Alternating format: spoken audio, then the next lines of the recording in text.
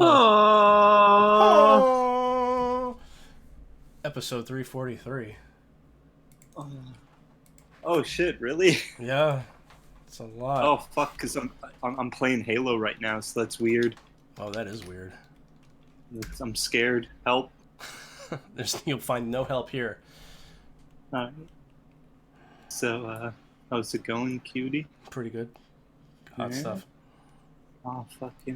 Sorry, I'm late. I went out, and then there was a surprise record store behind the comic book store, so I went in there, and I was like, "Oh shit! I only have Fuck. like an hour to get back, and but I still have Did to trade in all my Blu-rays at a secondhand store." did you buy any records? Yes, actually, let me get them real quick. Oh hell yeah. Oh, Yeah, the guy was funny. He used to live. He used to live in Amsterdam, and he collected most of his records there. He was telling me, and oh shit. he told me to get the House Martins. He said nobody knows who they are, and you Yeah, I probably was I was I yeah. was literally just gonna say who. And he's like, and you probably have the only one in Delaware, but they're actually pretty good. He played some of it in the store. It's a cafe slash record store, so there's coffee and like bagels and shit. It's a cool Oh idea. hell yeah. I think it's only been open for Yeah, a few weeks. we have a few places like that around here. It's pretty cool. There's like a restaurant that has that too. Hmm. So I really like it. Yeah, so you can just go get like some beer, cider, and some like pretty cheap food, and just like listen to records and buy records. Oh, that's cool. Well, Yeah. what's funny about this band too? I almost forgot. He told me that the is it Norman Cook? Norman Cook would eventually go on to be fuck. He was like a techno guy in like the late '90s. Let me look him up real quick because I was Right. like, no way. Fatboy Slim. Oh shit. Yeah, I was like, And what? he was in that group. Yeah. Oh shit. Well, there's weird stuff like that with like Skrillex had a weird like career path like that because he used to be the singer of an emo band, Oh.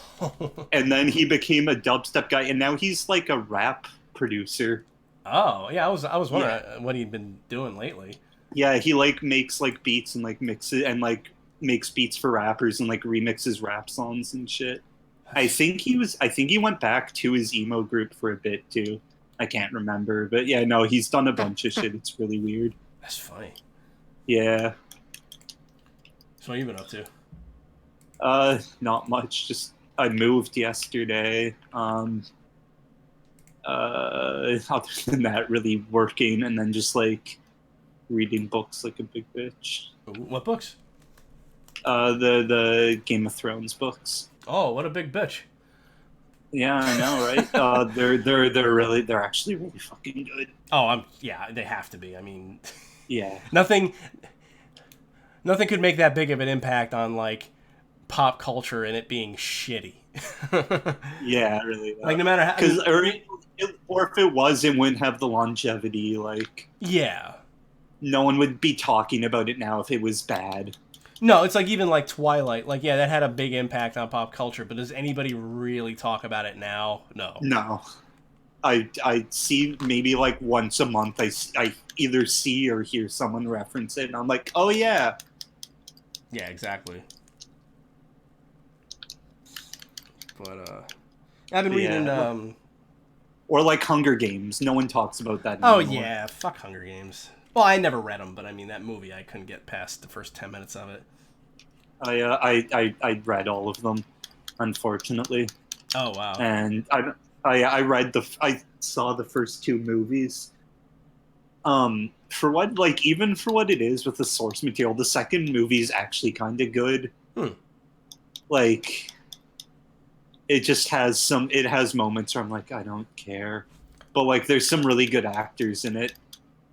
Actually, kind of good. Did they finish the movies? Yeah, I think they did a Harry Potter though, and the last one was two. Right. Okay. Yeah, they split the last book into two movies, I think, but I didn't see them, and I don't want to. I don't care. Yeah. I've been I haven't. reading The Immortal Hulk. It's like the first How's comic that? I've read in like 8 years. It's really good. It's like body horror. Like Is when it like the new one? yeah, I think they're new. Okay. Oh yeah, because I saw someone else on Twitter, I think, being like, "This comic's really fucking good." Yeah, because I'm not really. I think I talked about this on the show before, but like I've only when I used to read comics, I only mostly read DC comics. I never really got into any Marvel stuff. So the fact that I'm Right. now reading a comic again and it's Marvel, I just think it's kind of ironic. But I mean, I always kind of had a Yeah. soft spot for the Hulk. But this is cool because like not to spoil too much, but what happens is they the gamma radiation is like like in other stories it's kind of like it's it's bad, but I mean like it does a lot of like it turns people into like cool shit. But in this it's like it's always awful. Like whoever gets blasted with gamma radiation, it's like a curse. To the Oh point, shit. yeah, to the point where like maybe this is kind of a spoiler, but maybe it'll get people interested. Like they open now. I didn't read any more of the comic yet. I just got the third trade, but it's like the second trade ends with them opening up the gates of hell Oh shit. because of too Oh much damn. gamma radiation getting absorbed into like I forget who. Oh, actually I don't know what his name is. He's got like a big. He's like a prisoner, and he has a big ball and chain, and I think he's like the new. He's like he looks like red. He's red like the Red Hulk, but I don't know what his name is. I forget. But it's I pretty don't know. I cool. don't read a lot of comics. He basically he absorbs too much gamma radiation from the Hulk and splits in half. Oh shit. It's like really gory and like graphic, which is kind of cool too. Oh yeah. But the story's good. Um, It's not just like it's not just shocking imagery. well, that's good. Um, what was I gonna say?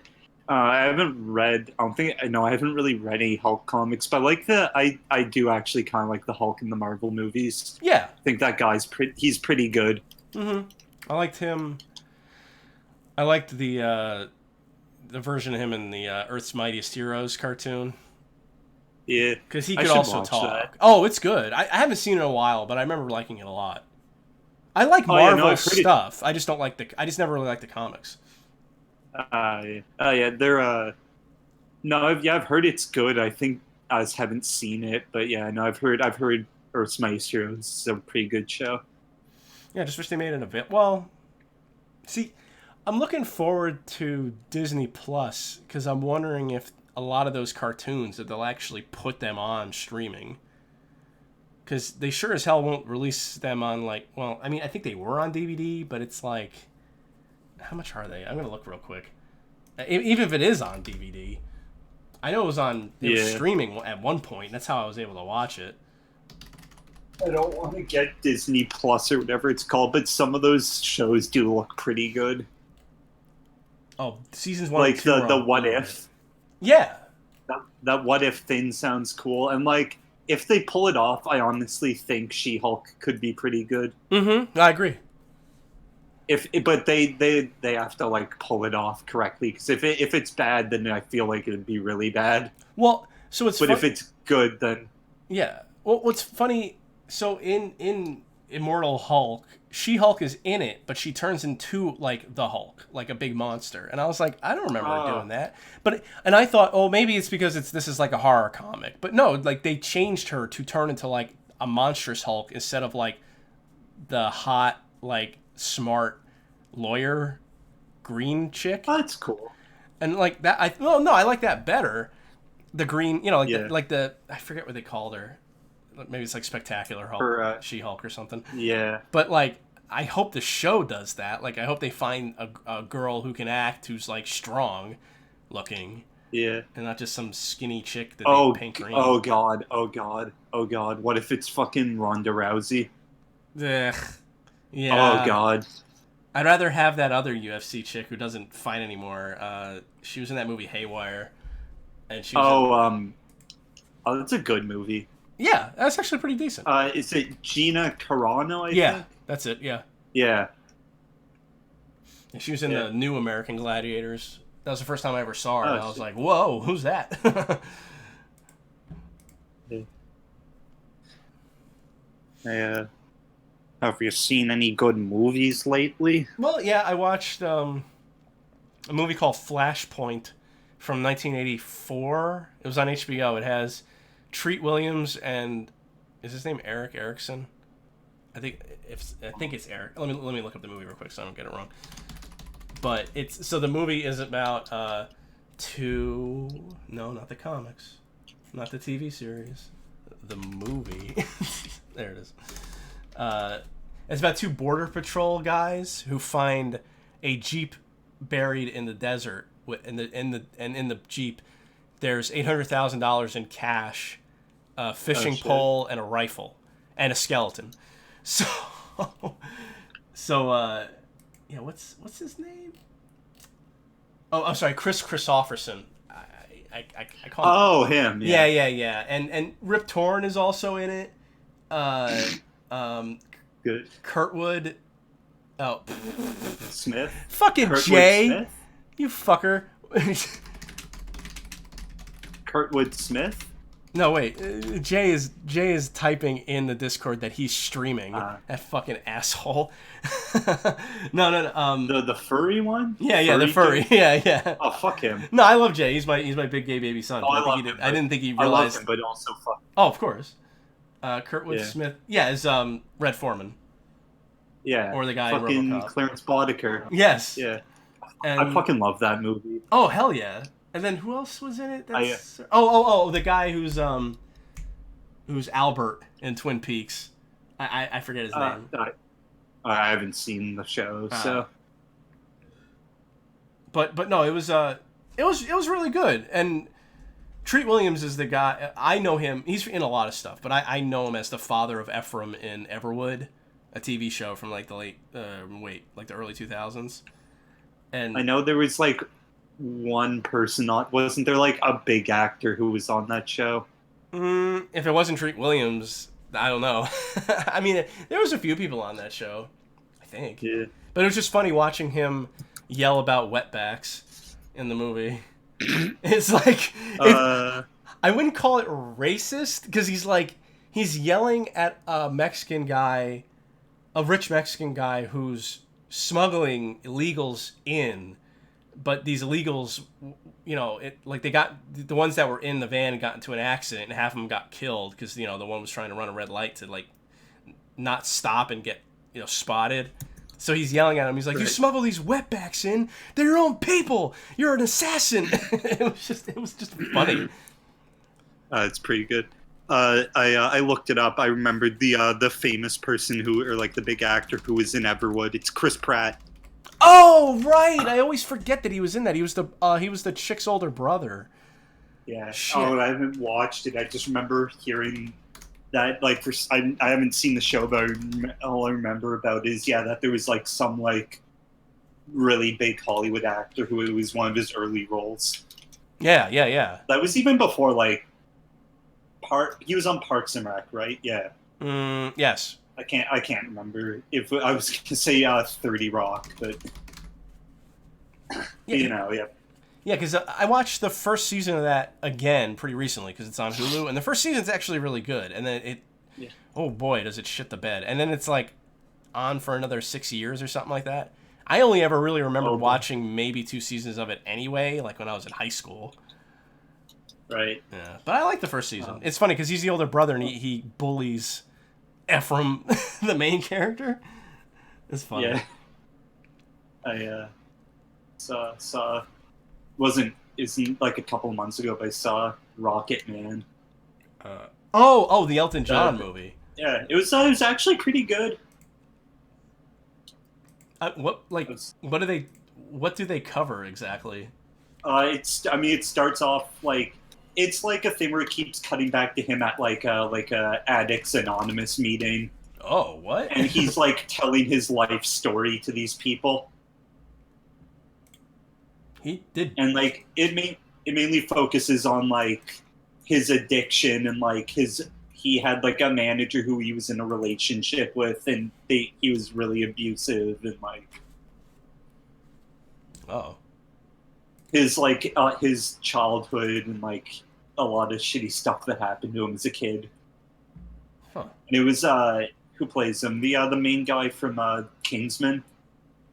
Oh, okay. I'm like looking at him, I'm Not trying to figure out who he is. yeah, which was really funny because Elton John's in the second movie. Yeah, I was gonna say. I didn't like that movie though. That movie was bad. I liked it, but it was kind of long. It I, felt I long. didn't I didn't like the villain. I felt like the threat wasn't as interesting. Like the drug borne virus. I didn't think it was as cool The first as movie was like. definitely way better. Oh yeah, definitely. Like Samuel Jackson as the villain, just like he was so fucking good in that movie. I always forget he was the Because like villain of that. he was a fucking like weirdo. Like he Oh wanted to yeah. like kill a bunch of people or like get a bunch of people killed through these like violence inducing SIM cards, but like he hates blood Yeah. and like he has a weird lisp and like or like a speech impediment and They like did a good job of like it was almost like the middle ground between Austin Powers and James Bond villain, yeah. because it's like Because James like Bond that villains were definitely would have something weird about them. yeah, and it was also just like a mix between like the two films themselves, because like there was goofy shit Hmm. and like the whole like sex thing at the end, but Yeah, then like there was like super graphic violence. yeah. The scene in the church in the Yeah. first one's like nuts. Oh, dude, that scene's so fucking good. Yeah. Um, I kind of want to read the comic because I've heard it's way different. Oh, I didn't know it was a comic. Yeah, it's an old comic. It's from like the late '80s, and it Oh. was like 6 issues. Huh. And I think like in the second half of the comic, like fucking is its name Harry Cullenford's character? He has like an evil twin brother, and like you know that scene at the beginning of the movie when the guy shows up to rescue like Mark Hamill. Man, I don't remember that movie at all. At the beginning, he's like tied up, and the guy rescues him, and then he gets killed. He opens the door, and like the woman with the sword legs there and kills him. Oh, okay. Yeah, I'm starting to remember now. But yeah, that scene's way different in the comic. He manages to the agent actually does escape with him, but then they both die because he drives off a cliff on his snowmobile. Yeah, That sounds funny. yeah, like Mark Hamill's character dies in like the first 20 pages of the comic. Oh Christ! I forgot Mark Yeah. Hamill was even in that fucking movie. Yeah, I didn't realize it was him at first because like he has like a lot of like prosthetic shit on and like Oh. yeah, he looks different in that movie. Like kinda, it's weird. I'm looking up a picture of him Maybe now. it's just me and I'm like Oh. dumb. Maybe I'm just being dumb, but like I feel like second. Wait, no, I can't find a picture of him in it. Oh well. Mark Hamill. That bastard.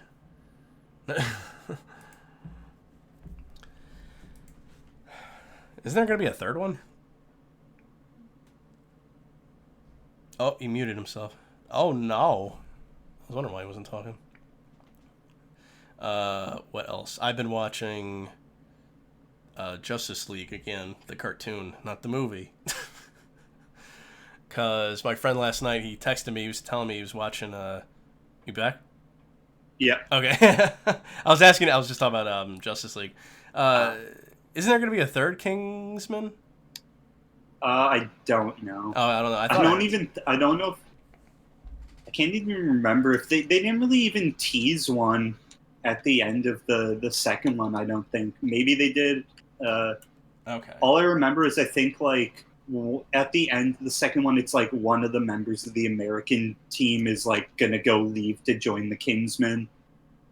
I think. Okay. I think it was Channing Tatum's character. Oh, yes, yes, yes. Yeah. Dude, they faked people out really hard with that. Yeah. Because like if you look at any of the promotional stuff, it makes you think he's actually gonna be in that film. Oh, see, I didn't see anything for it. If there's something I want to watch, I normally don't watch anything about. Like, there's gonna be a new, was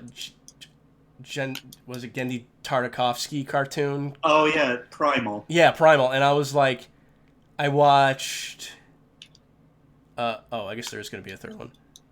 The King's Man. Nishka just posted that. And I watched like a little bit of it, and then like when the monkey got like, oh, it's a prequel. Okay, thanks, Nishka. When the white like ape got punched in half, I was like, okay, I don't need to see any more of this. This looks awesome. I don't want to know anymore. And that was like basically the end of the trailer anyway. But oh man, I want to see that. That's gonna be. I hope it's streaming on something. Otherwise, I'm gonna have to try to. Same. Because Samurai Jack, I had to like watch on like Chinese fucking bootleg stations. Well, I think it's gonna be on Toonami. Yeah, I don't Adult have Swim. No, I don't have cable. Okay. Yeah. Fair enough. That's the issue. Speaking of Adult Swim, did you see the thing that got announced yesterday? No, what? They're Production IG, the anime studio, right? Oh wait, are you gonna talk about Uzumaki? Yeah. Yeah, dude. I just saw some of the trailer like right before we started recording. I loved the movie. I never read the book, but this looks cool. Do you watch the anime that's on Crunchyroll? No, I just didn't hear good things about it, and also I'm not like great with horror. Well, I wonder if it's people who are complaining about it because they read the books, or the manga, because it's like I like it. It's not. Look, the thing about him. Of course, I'm blanking on his name now. Junji Ito. Yeah. My thing with him is his art is amazingly creepy. It's awesome, but I find his stories kind of goofy. Like they're kind of funny, and I don't know if they're meant to be funny or what. Yeah.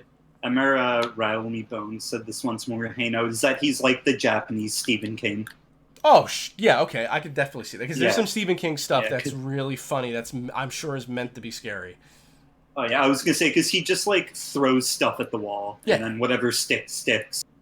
Because, like, whatever that one is called with the spider leg fish, like, that's not... It's creepy looking, but it's not scary. Yeah, but it's really... it's really fucking goofy. Yeah. But then, like, Amigara Fault's fucking terrifying. Yeah, that's because it's more subtle. I've only read that once, and I read it at like 2 a.m. So I'm fucking stupid. I don't think I slept that night.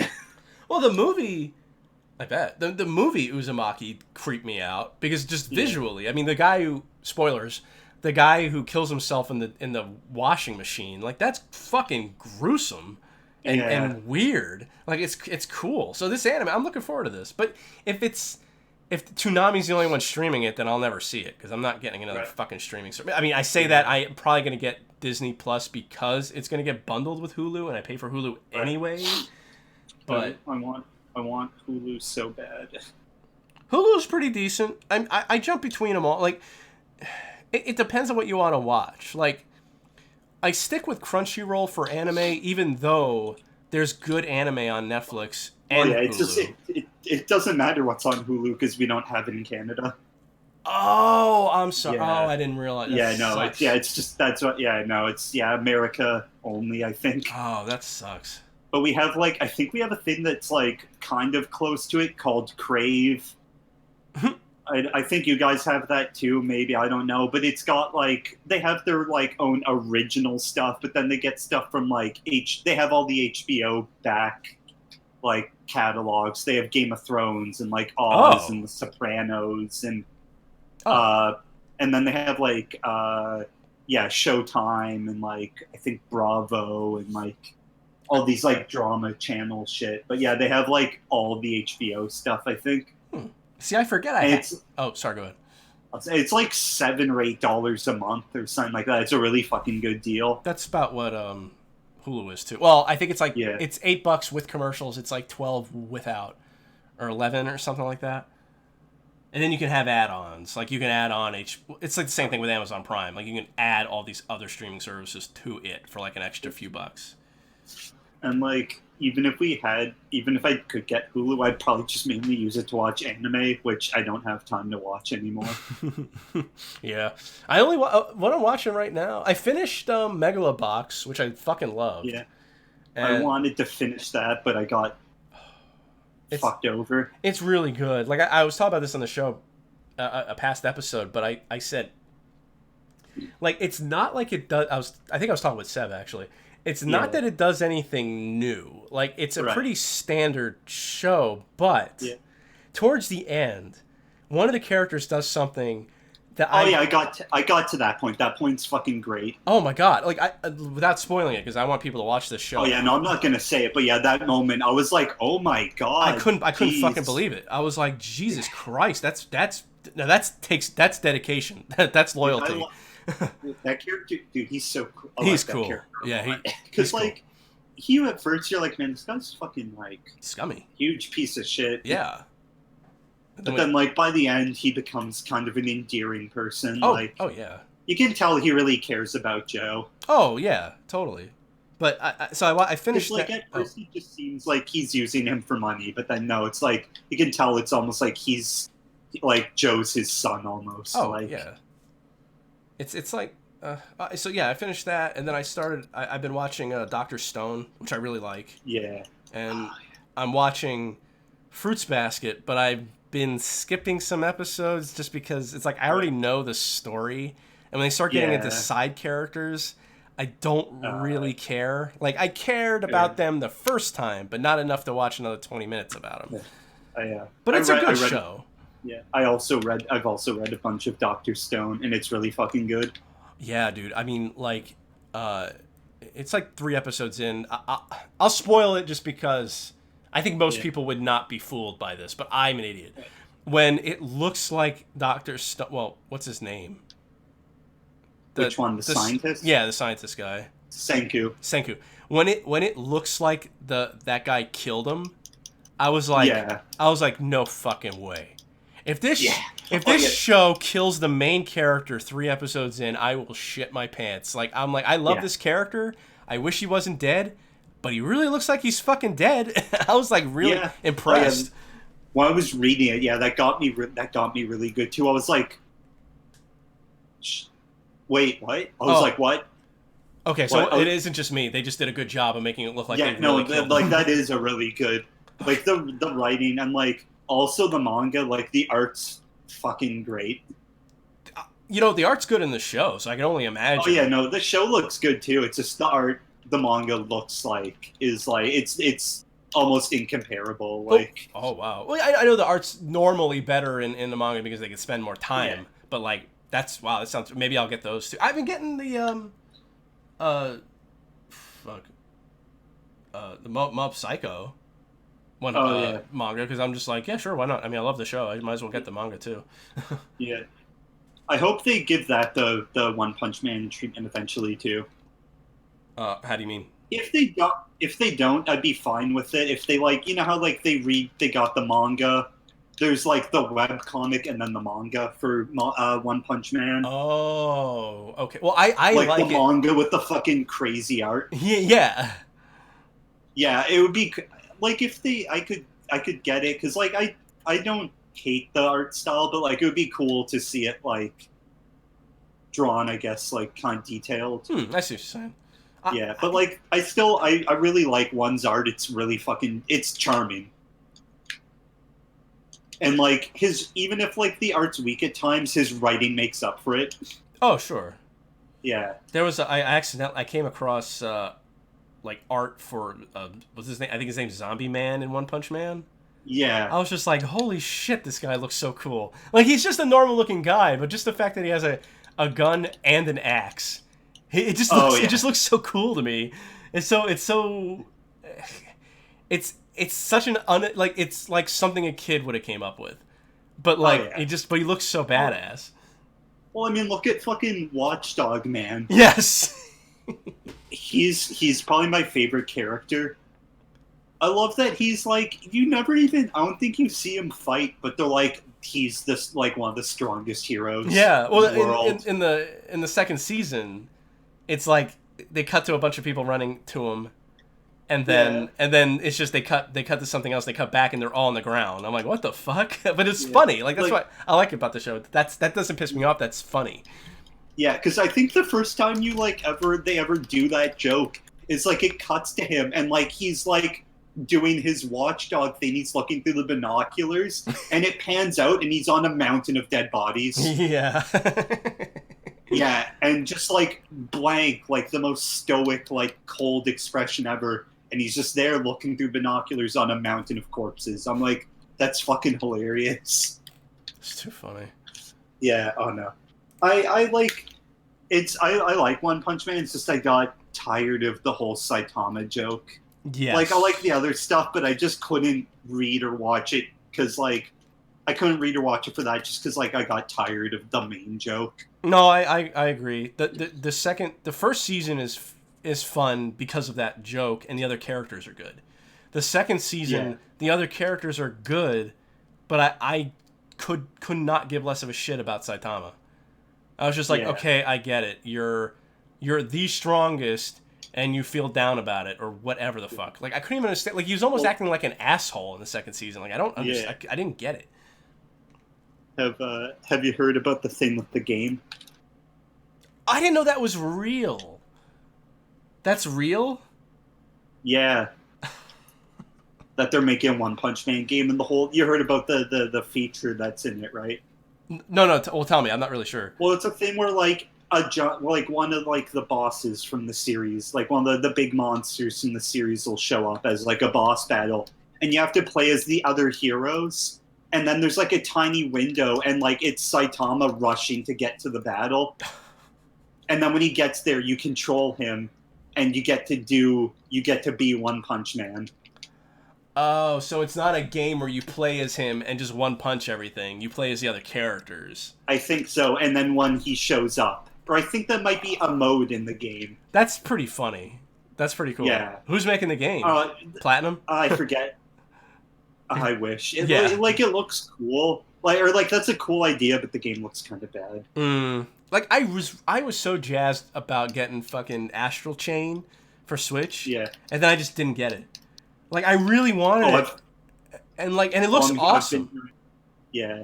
Some of the people in the other Discord are playing, and they're like, "This game's fucking amazing." I really need to get it, but it's like, it's not like I'm broke or anything, but I've been like spending a lot of money on just stuff, Right. and I'm like I'm really trying to be careful. I always do this. It happens every like 6 months. Like I'll be good with my money for like 6 months, and then I'll be like, well, I was good with my money. I could buy some stuff, and then I buy way too much stuff, Yeah. and then I go back to that do because it's sometimes. like because there's so many like I like without a doubt I'm getting the Link's Awakening for Switch, the Right. remake. I'm definitely Oh getting yeah, that game looks really good. Yeah, I'm getting the Yakuza box set in February, the 3, 4, and 5. Yeah. Definitely getting that. Wait, that's a digital thing. No, but they're releasing it physically in February. Oh okay. Oh Yeah. okay. Oh, so when the fifth one comes out, they'll put them all out together. Yep. Yeah, exactly. Like, Okay, I hadn't heard about that. I just heard about the digital release. Yeah, because like you could buy the third one I think you can buy the third and fourth one now. Yeah. No, I think the fourth one comes out in October. Oh, okay. And then like, the fifth one comes out February. Yeah. Okay. Yeah. 4 comes out like October or November, and then 5 comes out in February. But like $60 for all three of those games. I mean, like Yeah. I'm sure just one of those games is worth $60. So. Yeah. And you can't really, definitely. and they're all on different systems. So it's like I remember, like I'm sure I've even been guilty of it. Like people complain about they're just re-releasing games, and it's like, but like these games, they're hard to find now, or they're really expensive. So it's Yeah, nice. well, they're all PS3 games. Exactly, and then I don't think we even got 5 here. I'm not really check. sure. Like I know we got 3 and 4. Let's see, Yakuza 5 releases. No, okay, it says PlayStation 3 worldwide. Okay, so we got it, but we got it like 3 years later. Oh, okay. But even Yeah. then, I'm sure it was censored. So Oh, probably. Actually, I should check to make sure these aren't censored. They probably aren't. No, there's actually a thing with the third one. There's like a, I don't know all the details about, but I guess in the third one, there's a storyline that they like cut out, or no, that they left in that people thought they should have cut out. That's like, Oh. I think it's like kind of like racist. I don't know all the details, but The Japanese being racist? I doubt it. yeah, whoever would have thought? Speaking of Yakuza, Jamie has been playing them, and he says the third one's like his favorite now. I only finished 0 and 1, but he told me to watch a movie, which I found on Tubi, Tubi, which is another streaming service that you can download. You can watch for free, but it has commercials. But it's a movie called Rainy Dogs. And I'm not sure if he thought this or or it's true, that the character in the movie is what they based Majima's story on in Zero, where he has to take care of that woman. Right. And the movie was really good. Like, Rainy Dog, I highly recommend. It's depressing, of course, because it's like, I haven't played Zero.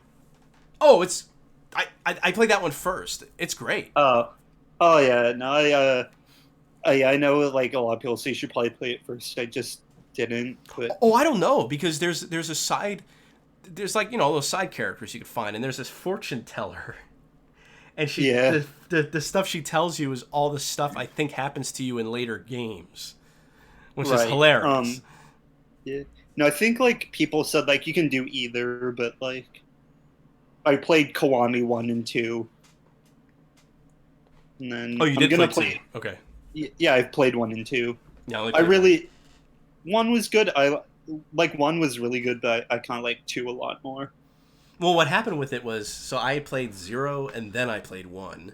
And then I started 2, and Kiwami 2 is so, like, detailed and, like, in, like, crazy. Like, you can go in anywhere, any door, and there's no loading. And it just, like, it just exhausted me, like, immediately. Only because I just finished playing 0 and 1, so I was like, I need to take a break. But I want to get back I have to get back to it. Yeah, Because, like, if I I really take too like long, I'll the, never play them. I really like the 2's main antagonist. The blonde guy, right? Yeah, Yeah. he's really cool. I will play it. It's just a matter of when.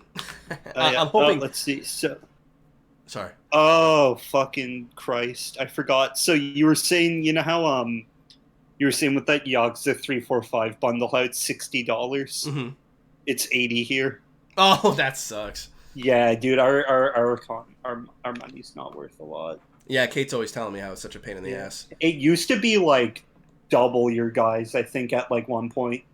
I always Like in 20 Sorry. I think in 2015, like yeah, it was like double your guys, and then it kind of just That's crazy. tanked. The only time I ever really noticed, like when I was younger, I would notice Canada money on the back of books. And I'd be like, why is this book 15 but it's 22 in Canada? Like, I just didn't know. I didn't understand at the time. Yeah. Yeah, it's like you in Australia get fucking fucked. Yeah. Can't think oh yeah, about we were talking about movies and shit. I fucking pretty recently in the past like few months I saw for the first time Escape from New York. Oh, what'd you think? Oh, I liked it a lot. Isn't it great? It's great, yeah. I love the part because it makes no sense and they never bring it up again. But the like the mole people. Oh yeah, there's like the one scene where that woman he talks to that woman and she's like, "Hey, wanna fuck?" And then she gets dragged through the floorboards, and then like that never comes up again. No, well, it's implied that they're cannibals too, so she definitely got eaten. Oh well, yeah. Like I was like, well, she's obviously dead. Yeah, it's like so dark. Like in the movie. What's his name? Oh, what, Snake? Go ahead. Sorry. No, what are you talking about? What's his name? Not Kurt Russell, but Ernest Borgnine. Yeah.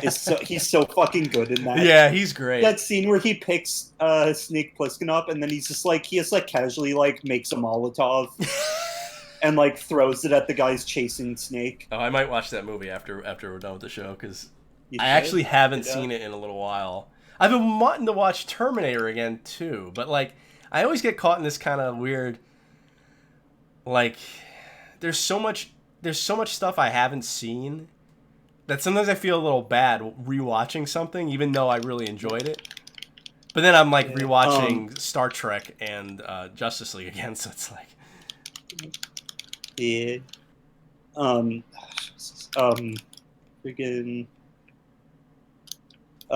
movie, Escape from shit. There was something I was gonna mention with Escape from New York, but I forgot. Whatever. But yeah, no. With rewatching movies, I've been meaning to. I want to rewatch The Warriors. Oh, I actually just did a little bit ago because Christina had never seen it. It's still good. I really like it. I don't think it's on Netflix, and I have the director's cut, and I don't want to watch it because I've heard it's like not as good. It's so it's like it's just weird because the introduction has the director say like, I always envisioned this as like a comic book.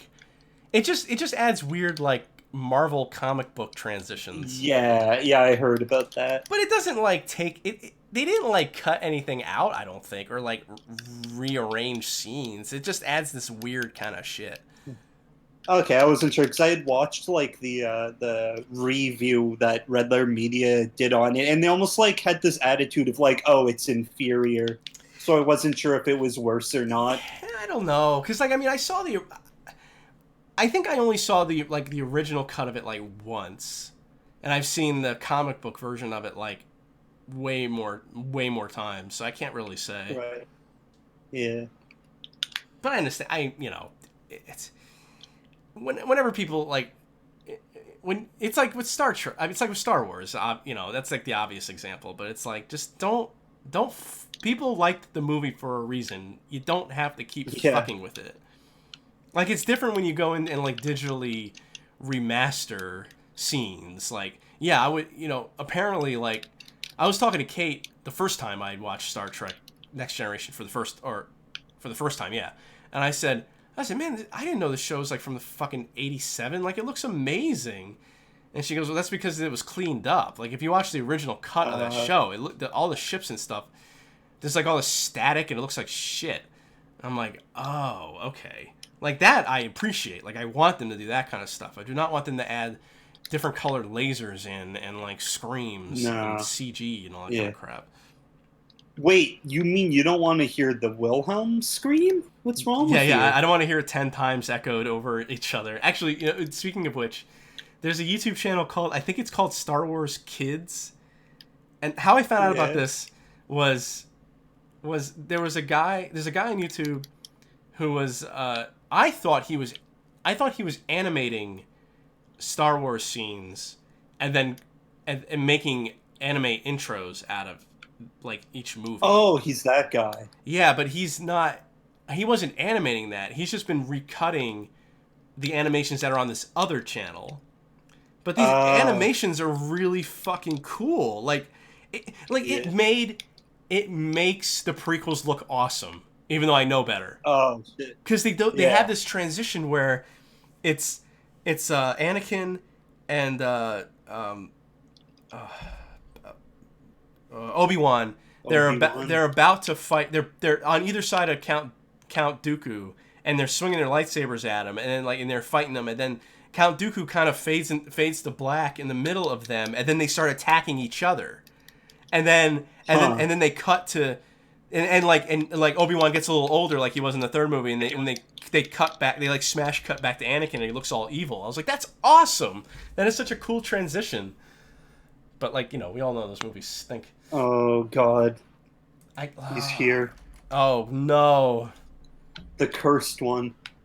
Yeah, why would my I'm doing this on mobile for right now because why would my we can tell. Work? Yeah, that sucks. Why would my computer work? When I'm an hour late for my own show. Because you moved, you fag. Yeah, that's true. Did you guys see the Yakuza 7 shit? Yeah, I can't wait for Persona 6. I think people are being dumb about it. I mean, I think it's fine. I don't know why people would be mad about that. Here's my reason though. Here's why I think it's dumb. Is like that people would be mad is like it's a new chapter in the fucking series. Like it's a new protagonist. Like if you want fucking there's like 9. Yeah, at least 10 other games that you can play if you want that kind of stuff. There's like 10 of those fucking games if you want that other gameplay style. You dumb idiot. Yeah, really though. And there's remasters of some of them. Like you can play some of them multiple times, guys. Like fucking chill.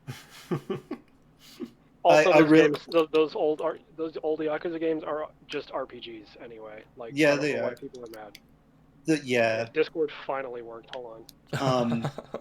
I really hope they do bring. Is it Ishin the Samurai one? Oh my god! I only found out about that like a year, like maybe 6 months ago, and I was like, oh, this would be so cool. Because I heard about that. I bet that's like really goofy, but then people are like, no, it's actually kind of good. No, it looks cool. I mean, it looks cool because it looks goofy. Sometimes goofy is good. Oh yeah, no, I don't mean goofy. I just mean like Goofy's Donald. not the right word. Yeah, Donald. Yeah. I've been watching a lot of Oni plays, and those guys are pretty funny. You're Yeah, pretty it's almost funny. like I told you this years ago. I like them because, I mean, they're funnier than us, but they remind me of us. I mean, Yeah, they just that's- remind that's me of exactly what I they're would just say. regular people. Like, they're just fucking around, and I like that. Well, and they're like old Newgrounds guys, so they don't care about like offending people or Yeah. not. It's totally fine. Well, you know, since you're here and I've been talking, we've been talking for an hour. We should probably go to a break, Yeah. and then we'll come back. Oh, is this only the first segment? This is only the first segment, yeah. Nice. I didn't nice. start. Nice. I only started about I started like 30 minutes after. It was like 5:30. Yeah. So. Yeah. Thank you so much, cum inflation. You're welcome. It's good talking to you again. I haven't talked to you in a while. Yeah. But I'm not dead. You're not dead. You're not dead. Somehow. Hey, do you have anything to ask me now that I'm here? Why are you such a big bitch? Well, that's, you that's a know. good question. That's a good question. Yeah. No, you said big bitch, and the only thing I can think of is a Cumtown bit from like the other week. Of course. Because no, he was just imagining Sesame Street, but instead of Big Bird, it's Big Bitch. It's just this big fat bitch in a nest. Oh, actually, when we come back from break, I want to talk to you briefly about the Cumtown. Dark Crystal show. Oh no. Yeah. Is it good? I never really liked the movie, so Ah man. I'll talk about It's okay. it. When we come back, I can talk to you about something else for stoners. That new Tool album. Oh yeah. Oh boy. And then we'll bring in HP. Because Okay. I said I would. What video game series is he going to summarize this time? I don't know. I hope it's something that no one plays. It will be, knowing him. All right, let's. Well, first let me cut it. Let me get some of these songs out of this break list because I know some of them will get us nicked. Popped. Look at us Yeah. nick tuned. Nick. Oh, here we go. I'll play. Uh-oh, poopy, stinky. Uh-oh. I don't know what that is, but it just reminds me of there's an Aqua funny Bats. poopies, la la la la. Funny poop, poop funny. Wee, yay for poopy, good poopy, poopy funny. Ha ha ha ha. Poop poop poop poop poop poop poop funny, yay fun poop. Hee hee hee. Poop poopy, yay poop make me happy happy happy. Uh-oh. I think I made a poopy. Pooping pants, no diaper, that's funny. Oopsie. Poopy underwear now. We want poopies. We want poopies.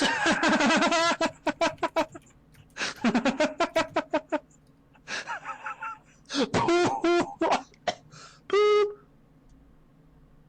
無慈悲な言葉だけがでたらめに街に溢れてる根はもう切なく流れてた声何気ない日常がさよならを告げ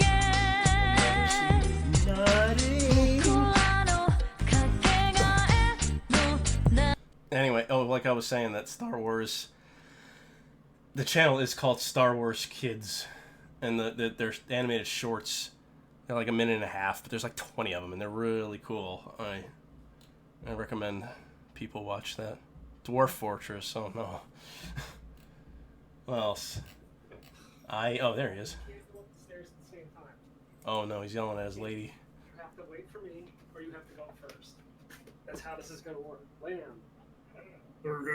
I can't. Wow. I'm the dog. You should be talking to your girlfriend like that.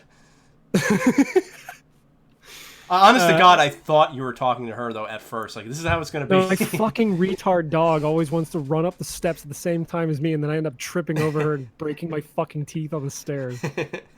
Because she's not used to stairs, because we were living in a one floor apartment. The only stairs we had to go up was up to like to go up or down the stairs to get into the apartment. Yeah, I get it. We were on the second floor. And I had to turn the fan on in here because it's fucking hot, because I'm in instead of mom's basement, I'm in daddy's attic. Ooh. Oh, the cum basin. The cum basin, yeah. I jizz so much that the walls drip with cum. Oh man, I wish that was a real Elvira movie. Fucking respect for putting Daddy Mulk in the break music playlist. Oh hell yeah! Well, see, what's funny about that is I've just been downloading ROMs for the Genesis and the SNES, and I didn't realize. So I knew that song from Taiko Drum Master. I knew that one song of the Japanese from ones. Oh, Yeah. okay, but that song is from Ninja Warriors. Yeah, which I didn't know. And you know that they just put out a new either they just put out a new Ninja Warriors game, or they're going to extremely soon. Oh. Because there's the Ninja Warriors, which is the game you know, and I think there's another one called Ninja Warriors Again. Well, yeah. See, so like Ninja Warriors is the arcade game. Ninja Warriors Again, I believe, is the SNES game, which is awesome. Right. That game's cool. Hold on, I need to see what the name of the new one is, because it's amazing. One more time? Ninja Warriors one more time? Ninja Warriors Once Again. Oh. I'm not even kidding, that's the name of it. Ninja Warriors Again is actually a really cool game. It's hard, Yeah. It's cool. The original Ninja Warriors is funny because if you play as the chick and you get hit, your clothes blow off, but dude. But you're like a robot. So it's just funny. Robot titties. Oh yeah. Yeah, Ninja Warriors Once Again came out in July. I had no idea. There was something else I saw in the playlist that I was like, oh good. Oh no, wait, no. You said the poopy. It reminds me of the there's an Aquabat song that's it's called All My Money, and the beginning part they're just going whoopsie, because it's like they just dropped all their money. Oh, maybe that's where they got that for that video for the I have poopy. no idea. Poopy funny, haha, funny poopy. Dark Crystal, the show, I watched maybe 10 minutes of it. My problem with it is it's a Netflix show, and therefore it's automatically bad. Nope. My problem with it is, would you shut the hell up? Didn't you miss me?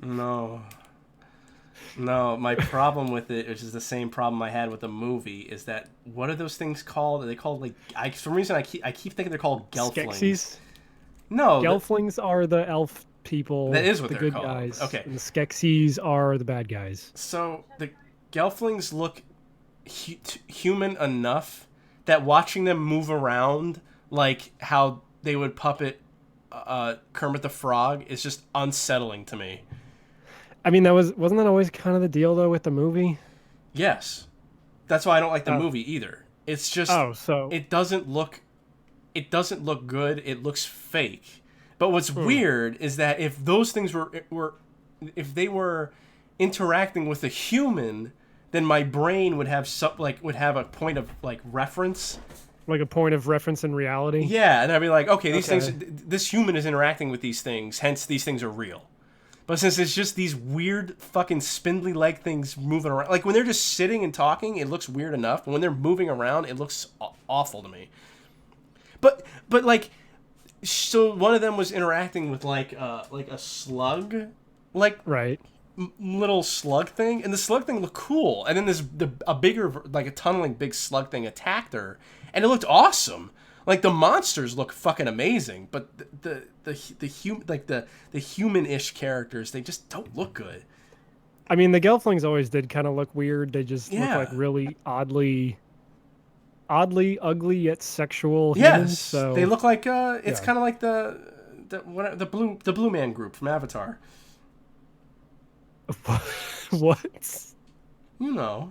Oh, the Na'vi. Yeah, that blue ass. You want to fuck them, but you don't know why. Yeah, that's the same thing with these. I know why, but the gelflings is the same thing. It's just unsettling. Like Kermit the Frog never fuck. Like I always believe Kermit. Like when you watch, like I I don't question if Kermit the Frog is real because he's a frog and he looks like a cartoonish thing, so it doesn't bother me when he's moving around going, ah! But like these Gelflings, it just looks wrong. I can't explain it. Even when it's like something that looks really fake in a movie, like I don't know, like the rats in Princess Bride, like the giant rats. Like yeah, they look kind of fake, but like in the context, I didn't know giant rat is in that movie. Yeah. But when he's in that Andre the movie, Giant. yeah, he's Andre the Giant. But when he's in that movie, you don't really say like, "Oh, that rat looks really fake." It's just, yeah, he's getting attacked by a giant rat. That's cool. I don't know. I can't explain it. I know you'd much rather fuck Chamberlain. Those Skeksis. Yes. Mm. Even the Skeksis look like they don't look like humans, but even when they talk, they're like. I remember them making a big deal. I don't know what I was watching, but they always made a big deal out of only making the lower jaw move, so that they didn't You look weren't like. watching anything. You literally just fucking drank a bunch of NyQuil and then stared at like a Dark Crystal poster, and you thought you were watching a documentary. Maybe, but like it was one of those Magic Eye posters. You relaxed your eyes, and Jim Henson's fucking decapitated head came out, and it was like, "Here's how we made the Skeksis work." that was a crazy story. Like I always thought he died of like a heart attack, but it was like an on-set accident where like Big Bird fell on him and popped his fucking brain. What, really? No, I never heard that. You fucking asshole. I don't know. I think he actually died of a heart condition. David Bowie actually got a boner in the Chopped Jazz his head costume, off. and it just fucking shot through his forehead. Oh fuck. No, I was just gonna say like, I don't remember what I was gonna say. It doesn't matter. So tell me how Tool was, you big faggot.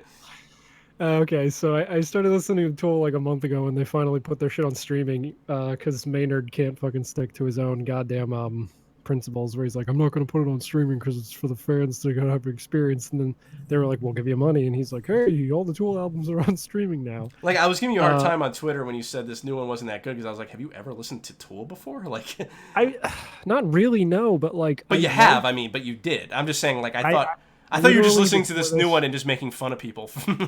My only exposure, well, because Tool's an easy band to make fun of, because obviously, but also, like, before this, literally 10 years ago, the only time I listened to Tool was I used the song Lateralis for a fucking school project in college. What because we had to do a project based on the Fibonacci sequence, and that entire song is like based on the Fibonacci sequence to the point where like the lyrics are recited to the rhythm, like 1 1 2 3 5 8 30, like you know how that works, right? No, because I'm not a big gay. Fibonacci sequence is you take 1 plus 1, and then you get 2, and then the sum of the previous two numbers equals the next number. So 1 plus 1 equals 2, 1 plus 2 equals 3, 2 plus 3 equals 5, 3 plus 5 equals 8, and that's how you, like the golden spiral, which is like the perfect spiral. People use that picture all the time to like show perfection in like nature and stuff. You know what I mean? Yes. And it's also huge in JoJo Part 7. So I'm just telling you about the golden spiral now for 5 years from now when they finally animate Part 7. And you have to figure out what the fuck that shit is. Okay. But I was going back to Tool. I'm going through their discography. I'm actually kind of shocked at how many songs I liked, because I'm not a big grunge guy, and they're kind of like weird grunge prog rock. I don't know how to describe them other than that, but like I don't know, like some of the songs actually slap. Lateralis, the album itself, is fucking extremely tedious to listen to because it's a lot of it's just a lot of like pretentious noodling on the guitar and like songs that are way too long. And guess what, the new Tool album is even worse. Fear Inoculum, literally the only listenable song on this album is the last one, and it's 16 minutes long. This album is 90 minutes long, and like every other Tool album, you can basically cut the amount of tracks it says it has in half, because every other track is like a 2 to 3 minute fuck off ambient soundscape where they're just fucking around. Oh god. So they're not really songs. Because the song I'm talking about, the only good one, Tempest. No, I'm sorry, Seven Empest, because that's the title of that song.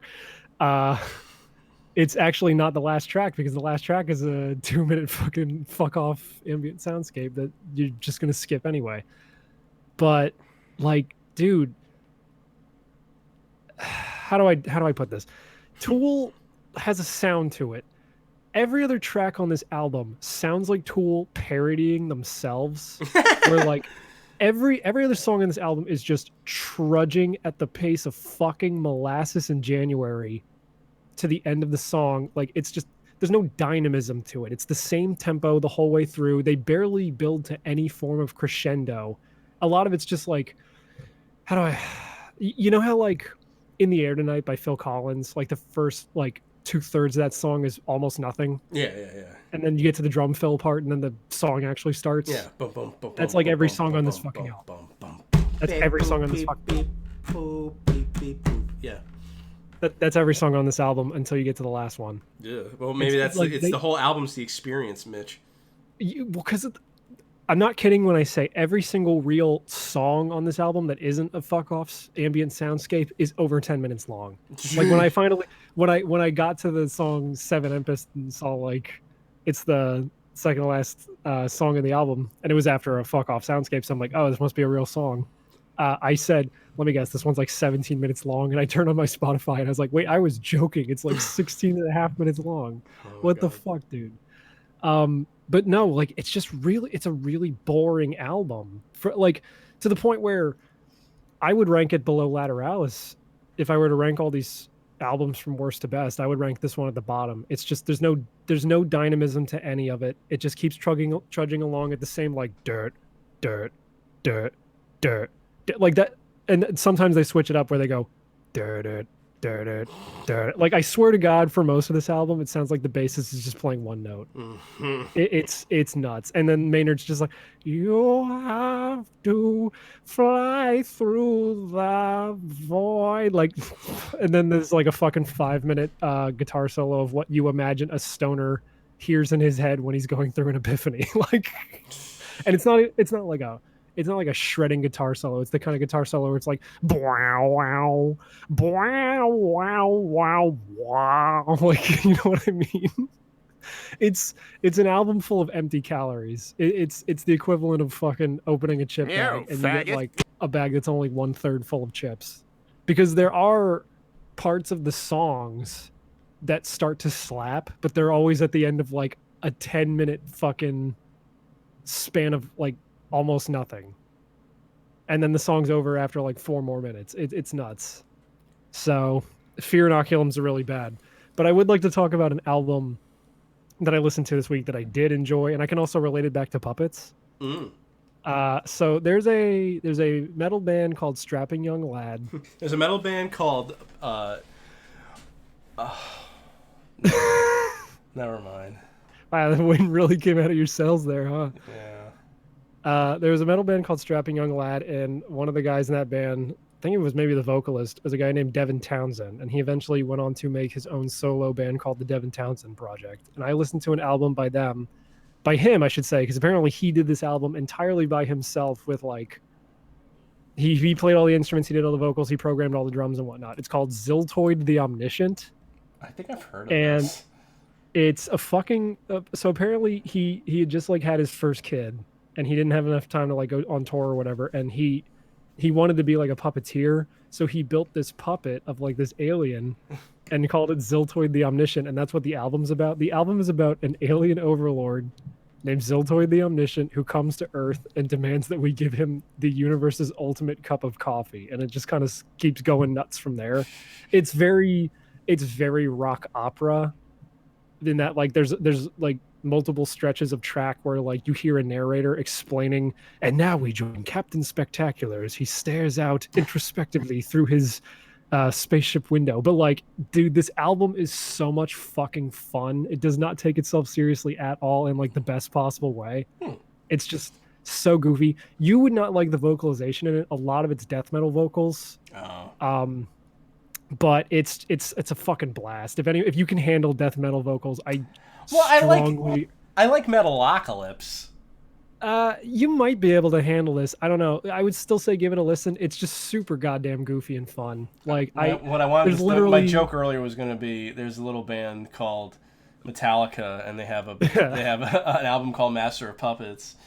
Maybe you've heard of it. Yeah. No, but to the point where like there's a song like halfway through the album called Planet Smasher where Ziltoid summons this being that is called the Planet Smasher, and they have this like whole song about how he's going to smash the planet, and at the end you hear the guy go like, the Planet Smasher be like, by the way, the name's Hector and I hate musicals. It's just like, it's just fun. It's a really fun album. I was like shocked at how much I enjoyed it. Like not a lot of like good singles or anything that you'd hear on the radio or anything, but as a whole experience, it's just a blast. What about that leaked Funimation audio? Oh my god, dude. I would be willing to put money on that shit being recorded not even 10 years ago. Just to show like how Sure. different of a society we were Like 5 So I years listened ago. to both of them. The one where whatever is the voice actor for Goku is, I'm sorry, is it Goku? Yeah, Goku is calling his son a faggot. And then I listened to fag. We got faggy clothes. My Yeah. son's fag. That was really funny too. that was like, funny, but the longer one about like everybody fucking each other in the ass, and like the King Kai or whatever his name, the really fat Namek is like fucking Nail or the kid. is King Kai a Namek? I don't know. No, I'm sorry. I forget their names. Oh no, I know which one you're talking about. The one from DBZ Abridged where he's like, I have unlocked your potential. Yeah. It's him. He's saying I unlocked your potential, but he's fucking the kid in the ass. Like it sounds funnier than it is. It wasn't funny. Yeah. Oh, that's. But like unfortunate, 'cause the outrage tweets I was seeing was like it's well, okay, so I understand the outrage tweets because it's like not 2 months ago they fired Vic Mignogna for something he didn't do. well, it's Nick Recchietta trying to get back at at Funimation for firing Vic over literally nothing. Wait, who's And that? then- Who's Nick? Nick Recchietta is this internet lawyer guy. He's actually, I believe he's the guy who did he might be the guy who did Dick Masterson's LOL suit against Maddox. I forget. Oh no. Yeah, but he's been going after they I heard on the Dick show like they got him to take up Vic Lasagna's case after the whole Me Too thing happened, and Oh. he's just been hammering Funimation this whole time, and Monica Rial and all that. But it was And I just- mean, like he's basically like a shit posting lawyer. So like, that's awesome. No, but I was just gonna say it's like I understand why people it's saying it was like that radio drama thing. I mean, fake radio drama was like it was homophobic, racist, and pedophilic, and I'm like, what was racist about it? And then I remembered at one point he says to I don't remember their names, the black one with the red lips that they made purple or whatever. wait, Mr. Popo. Yeah. He said. Jinx. Yeah. He said like you're my indentured servant or something. So I guess that's why people said that was racist. I don't know. It just wasn't funny. I mean, it was just if Mr. stupid. Popo's racist, then the slimes from Dragon Quest are racist because they're the same fucking face. They are. But Well, anyway, I Yeah, just wanted to bring know. that up because I thought it was funny. it's really funny. Like the audio itself, at least the one I heard, the Goku one, is funny. Yes. I'm just more worried that this is gonna lead to like the acceleration of this bullshit cancel culture because it's like no, the like Funimation should be shamed for firing Vic Mignogna when they had this shit on their hard drives. Although like this shit should still be considered okay, Yeah. I think, because it's just them fucking around. It was just some random files they probably didn't even know they still had. Yeah. Like, I get the point, but also people are going to take this too far, and it's just going to accelerate this whole thing. It's like you said the word faggot once, so now you can never have a job ever again. No. It's just like, What's his name? Pro Jared canceled cancel culture. oh, did he? Yeah. Is that what that video is about? Because I didn't watch that. Yeah. I watched. I just saw people putting the old man filter on him. So it's 43 minutes of him trying to prove his innocence, and it's That like must have been tedious to watch. not really because I watched it with Christina, and we were God. just yelling at the TV saying How like, horny did it make you guys? Oh god, so horny. So horny, especially when he admitted to like asking and getting sent nudes from his fans. Oh, good. But like, the whole thing was that he didn't know those two were underage. The thing is, I'm sure I've said this on the show. Let me do a bunch of air quotes. He Yeah. didn't. Well, what I find hilarious about this whole thing, those two were underage. what I find hilarious about this whole thing is that all I'm seeing is people apologizing and saying he was innocent the whole time. We're sorry. We knew cancel culture has gotten out of hand, and I'm just like, I forgot. Of all the people... I forgot he was I forgot that even happened.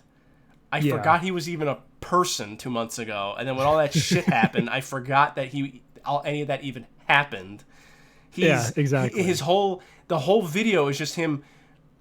His whole basis for innocence is that Also, I maintain that everybody involved was an asshole. That they were probably all lying and they're all full of shit. And they're YouTubers. Yeah, and all YouTubers are scum. And he said, "Fuck you, Anyplace." The one person who claimed that he was underage and Pro Jared wanted his nudes, he had written on his, I don't know, let's just say live journal. Yeah, that he had a brain injury and didn't remember 6 months of something. And he said, now see, I don't remember talking to him about any of this. So physically he's 18, but mentally he's No, he said I don't remember talking to this person, and he doesn't remember the 6 months that this supposedly happened. So obviously it didn't happen. I was like, no, that just means that nothing can be proven. Because you're saying you don't remember it, and he doesn't remember it. It doesn't mean it didn't happen. It was infuriating, and it was even more. And it's not like I care. It's not that I care. I don't give a fuck what this guy did or does or whatever. But it's just infuriating to see all these people now siding with him that were once saying he was a pedophile. Well, it's dude, it's reactionary people, and they don't have any they don't know. How do I word this? They're so easily persuaded that 1 minute they're like, hang this guy because he's a pedophile or whatever, and the next minute they're like, oh, he said he was sorry, therefore it's okay. And I'll be the first to tell you I'm exactly like that. I'm extremely easily manipulated in that way. But it's way easier to tell when someone's an idiot like that when you're looking at it from the outside. And it's just the whole video is basically him just what he did in that. I'm surprised. I'm honestly surprised you watched it, though. I guess it was out of morbid curiosity. I was building an IKEA desk, so it was I needed 45 minutes anyway. Yeah. And then, like I said, Christina and I were just yelling at each other and at. I was gonna say, the only sound I remember when setting up our entertainment center was just me and Corey screaming at each other. Yeah. Whatever. While Running with the Devil was playing quietly off my fucking Bluetooth speaker in the background. Oh, Corey turned off Pet Shop Boys today, and I got really mad at her. You should be mad at her for turning off Pet Shop Boys. Although I found out that I don't like Pet Shop Boys. I thought I did, but most of their songs suck. Oh, well, then you would be in agreement with my girlfriend. No. We were driving around today, and I just have to tell this. We drove past this billboard that was just a picture of a guy pointing. That's it. There was no text. It was just this guy who kind of looked like a younger Malcolm McDowell pointing at you. And that was it. That was a billboard. I laughed so hard because it was like a fucking shit post in real life. It's like, who did this? God. For what purpose? It doesn't have, if it's an ad, I don't know what it was advertising. If it was a guy proposing to his girlfriend, that's a weird way to do it, but okay. It's just I was going to bring an HP. Now, but now that he made that post, I'm not gonna bring him in. Yeah, now that he's fucking trying to alpha dog you. Yeah. Who the fuck is Oma Blake? Is that Blake? It's probably Blake. I don't know. Is he in the fucking room? Nah, I'll bring it. We'll just make fun of it. The only people in the room are Weebcraft and Mortis. Yeah. We'll just make fun of Weebcraft. Oh, wait. I tried scrolling down and couldn't see Oma Blake is in the room. What the fuck? Yeah, and Mortis. Meow. What is up? What's up? You've got 10 minutes. No. Hello? Hello? Yeah, we can hear you. Can you hear us? I don't hear any of you two. That's retarded. Hey, what's up, faggot? Hold on. I'm gonna go back out and then bring me back in. We perhaps a faggot. Faggot. Oh, he's gone. My friend's fat. My friend's a faggot. Faggot. Okay, faggot, good. Faggot, Now faggot, I can hear you. Faggot. So what bullshit do you have to talk about this time? I read a bunch of books lately, and it Oh. was nice. Oh No, no. you sound pretty gay. So do you. Oh. No, I mean, but I didn't read anything lately. Yeah, really. So I've got the leg up. What, are you saying that reading isn't cool? Readings for faggots. Reading is for faggots. Then why the Madden- I did spent all- Company I- Fantano get a pass then, huh, Matt? Hmm? The Madden I Gifford spent, Raider. About a fucking hour about books? Hmm? I spent this whole past week moving into my new house and playing Final Fantasy VII, and I'm somehow less gay than you. No, you're always more gayer than both me and Good- Matt good- combined. Good comeback. It wasn't a comeback. Anyway, Don't so call I it a was comeback. I've been queer for years. I've been Me queer and for Matt, years. now me and Matt literally just text each other like this should be an episode title, and it's just a phrase that already exists with the word "cum" in it somewhere. Oh no, I said dick down for cum. Oh yeah, dig down for cum. You saw me tweet "fear cum," right? No. So it should be You saw me- queer. It should be queer and knock you Queer cum. Oh god, fucking damn it! I wish Twitter had an edit function. Also, there was the other day where I tweeted "expecto patron cum." If you're the world's greatest wizard, what's your patronum? How many gigs of dedicated cum do you need to one Minecraft? So I was reading this cool book called Drifters. It's made by the same person who made Hellsing Ultimate. I've heard of Edward? Drifters. Yeah, it's really nice. It's a story in where so our main character is the soldier from Edo period Japan, like musket era Edo period Japan. And so he gets transported into this fantasy world, and so do a bunch of other characters from history. And So it's fate. yeah, except it's an isekai now. Oh, good, because we needed more of those. Yeah, I know, right? Even though this came like 10 years before an isekai even ever happened, so It's like it it's a doesn't very matter. very old series. It doesn't matter. Sword Art Online is the oldest anime, therefore Isekai is not original. How the fuck is Sword Art Online the oldest anime? Because it was the first anime that was ever made. You can No, go it check wasn't. Wikipedia. That But yeah, was absolutely Evangelion. the first anime. No. Oh, I've been watching that, by the way. I really like it. Wow, congrats. Yeah, I know. Big shocker. This anime that no one shuts the fuck up about and hasn't shut the Wow, fuck up about since 1995 is congratulations. You know, remember that fucking scene? Blake wrote, "I need your clothes, your boots, and your cum." The Cuminator. Jesus. Anyway, and so Come with me if you want to. Cum. And so the story is about there's this one guy in this business office fighting against this one girl with a laptop, and they both use historical figures to fight each other. And then So it's there's fate. yes, we already established that. No, I mean, but like, it's more Shut so. the fuck fate up. We than already I- established that. No, I mean, like, I was joking earlier, but then you said that, and it's like, oh, I was okay. Well, I wasn't, so shut up. Anyway, and then Look at we this have our kid trying to alpha dog me. and then we have Look our at three you, main boy. characters. No, don't tell we me all the have- characters. Tell me how you feel about the story. You told us the premise. Tell us how Shut it the made you fuck feel. up. I'm telling you about the characters. So we have our main boy, Rage Quits McGee. Then we have Oda Nobunaga, and then we have Titty Bitch. Why does everything have Nobunaga in it? Because Because Oda Nobunaga's like Nobunaga George is a Washington of fucking yeah, basically. He's That's like our asking, George why is Washington. Abraham Lincoln Vampire Hunter a thing? But we don't have Abraham Lincoln in Vampire literally every Hunter is show. literally Well, I just guess we could. Nobunaga's ambition for us. There's Zany to the max. There's baloney in my ass. Wait, what'd you say? I don't know. I said some there's stupid baloney in my problem. ass. Oh, how much? All of it. Like a whole packet? No. Oh Jesus fucking hell, Vinny! Holy shit! She just jumped 5 feet across the room. I need to Send- say I need to say what fucking Sebastian said in the chat. Is this an out of season April Fool's cum? She basically just fucking belly flopped onto my desk from 5 feet away. And She Blake could is right. smell the bologna, man. Yeah.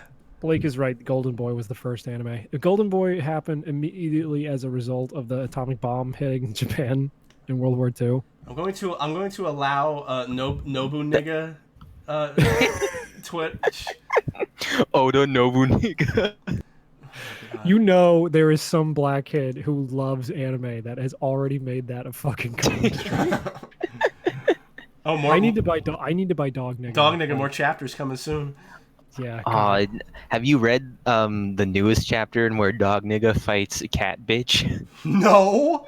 It's fucking great. You Oh my haven't God. read it yet? I Lord. wanted to buy them physically, so I just wait for him to put them out. But I don't know if he ever. Oh will. my god. Dog Nigga needs to become the One Punch Man of America. Yes. Seriously, we need a One Punch Man treatment, Dog Nigga. We do. So, like, it needs to get like the best animated anime ever for no reason. Yeah, get the guy who does the art for Dr. Stone and have him illustrate it. Oh my god, that'd be fucking amazing.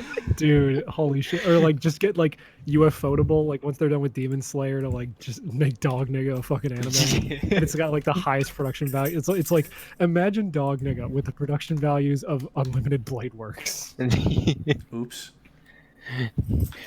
The ultimate anime since Fate. Whoa, go back. There was apparently a dog with that name.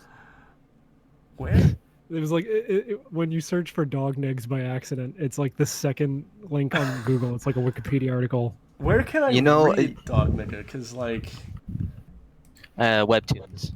Okay. He says it got deleted. It was a tweet right there. You sure about that? No. It was one of the things. It was a tweet from him that said my webtoon got deleted. You sure about that, you little bitch? Oh. You little fucking bitch. It's not Anyway. on here. Hold on, I'm gonna send Matt Well, that it was on Wikipedia there article for a also. while, but no, well. That's where me and two of my other friends read it. It was fucking great, Jesus. Anyway. I'm just gonna send this to Matt so he can bring it up. Anyway, 'cause you know apparently there was a another dog with a name. Yeah, I know. You know another webcomic that needs the One Punch Man treatment? Tails Gets Trolled. Yeah, you know what? I was expecting you to say something stupid, but you're totally right. Dude, I read it and it's fucking great. I just got past the neutrals part. I have only ever been able to read like the first part. I couldn't get past it. But Oh my it's God. funny Was it as because hell. Bugs Bunny was acting too gay and it freaked you out? I got too horny. I had to stop. Yeah. It's fucking great. Wile E. Coyote is like the most powerful being in the entire Tails Gets My Trolled favorite universe. character is the dude who has no ears. Oh, Rob. Yeah, he's great. Cause like every time every time we focus on him, we always get like a panel of him just saying what, just out of nowhere. Yes, it's the best. Tails Got Trolled is literally like if I just fucking entered a coma and like wrote a comic. Yeah, dude, it's like the most weirdly compelling webcomic of all time. It's like an almost competent Sonichu if it was written by someone who wasn't as autistic as Someone- Christian. A low functioning autistic. Yeah, exactly. Or I guess that would make him. Wait, how does that work? A higher functioning autistic than Christian. Is it like when you have like an enemy that's like a greater version of a lesser enemy? Like how this is the worst example I could bring up, but like how Undertale has greater dog and lesser dog. Yeah. And another book I was reading was this joke comic called Metal Shark Bro. Oh yeah. It's fucking great. What's that It's- about? Oh, it's a fun story in where it starts off where these two Satanists are on this yacht and they're talking about like how great it is to be a Satanist, and they both do like the Hail Satan symbol, and then the one guy Start sucking the doing- other guy's dick. Yeah, God, I wish. No, he actually accidentally hits one of the Satanists, and he falls into the ocean, and the shark eats the Satanist. Then all of a sudden, fucking this kid named Beelzebub comes in on this fucking gay ass looking motorcycle. Is like, you just So ate one regular of motorcycle. yeah, basically, you just ate one of Satan's loyal followers, and the shark is like, what the actual fuck?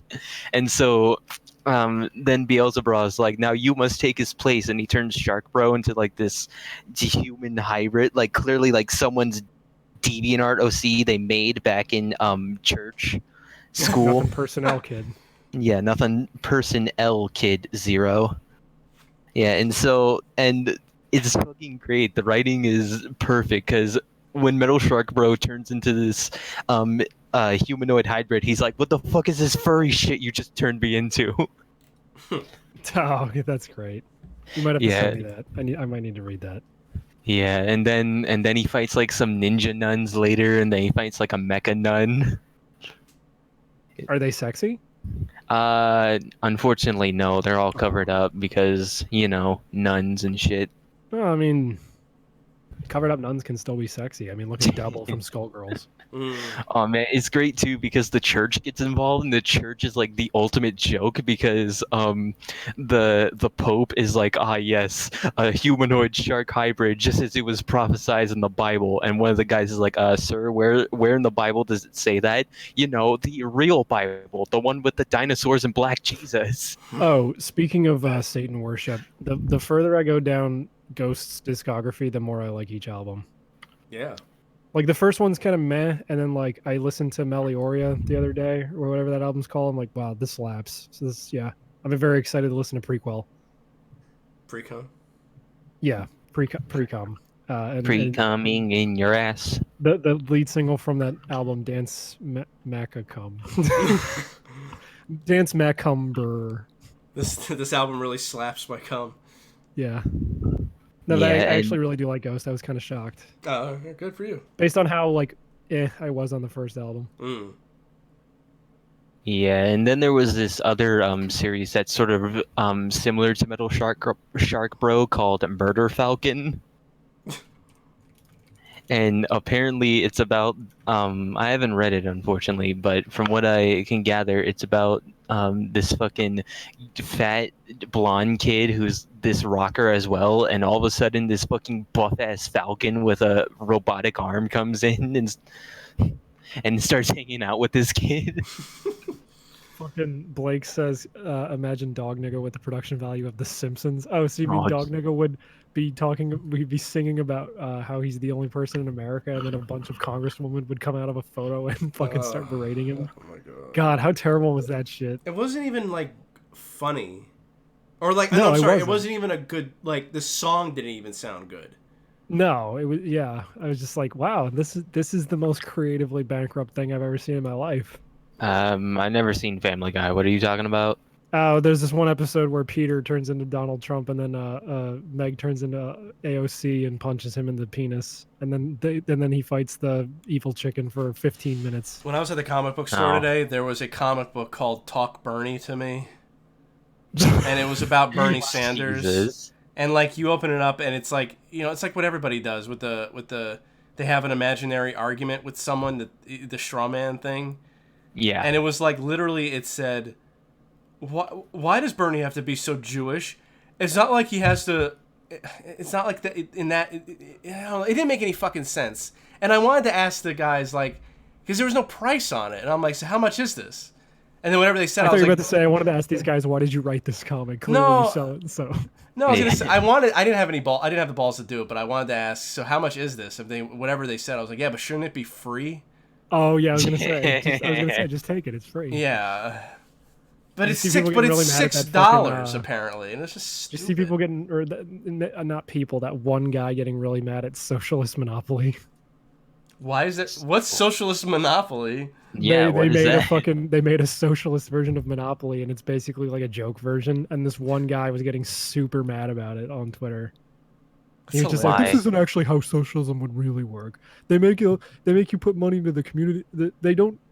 He's basically like, they make you take money out of the community fund all the time, and the only way to refill it is if people actually donated to it willingly. This isn't how socialism really works, though. It's just like he seriously went on like this 20 tweet chain describing like how this game is probably wrong to someone was who it doesn't know Bernie? how socialism works.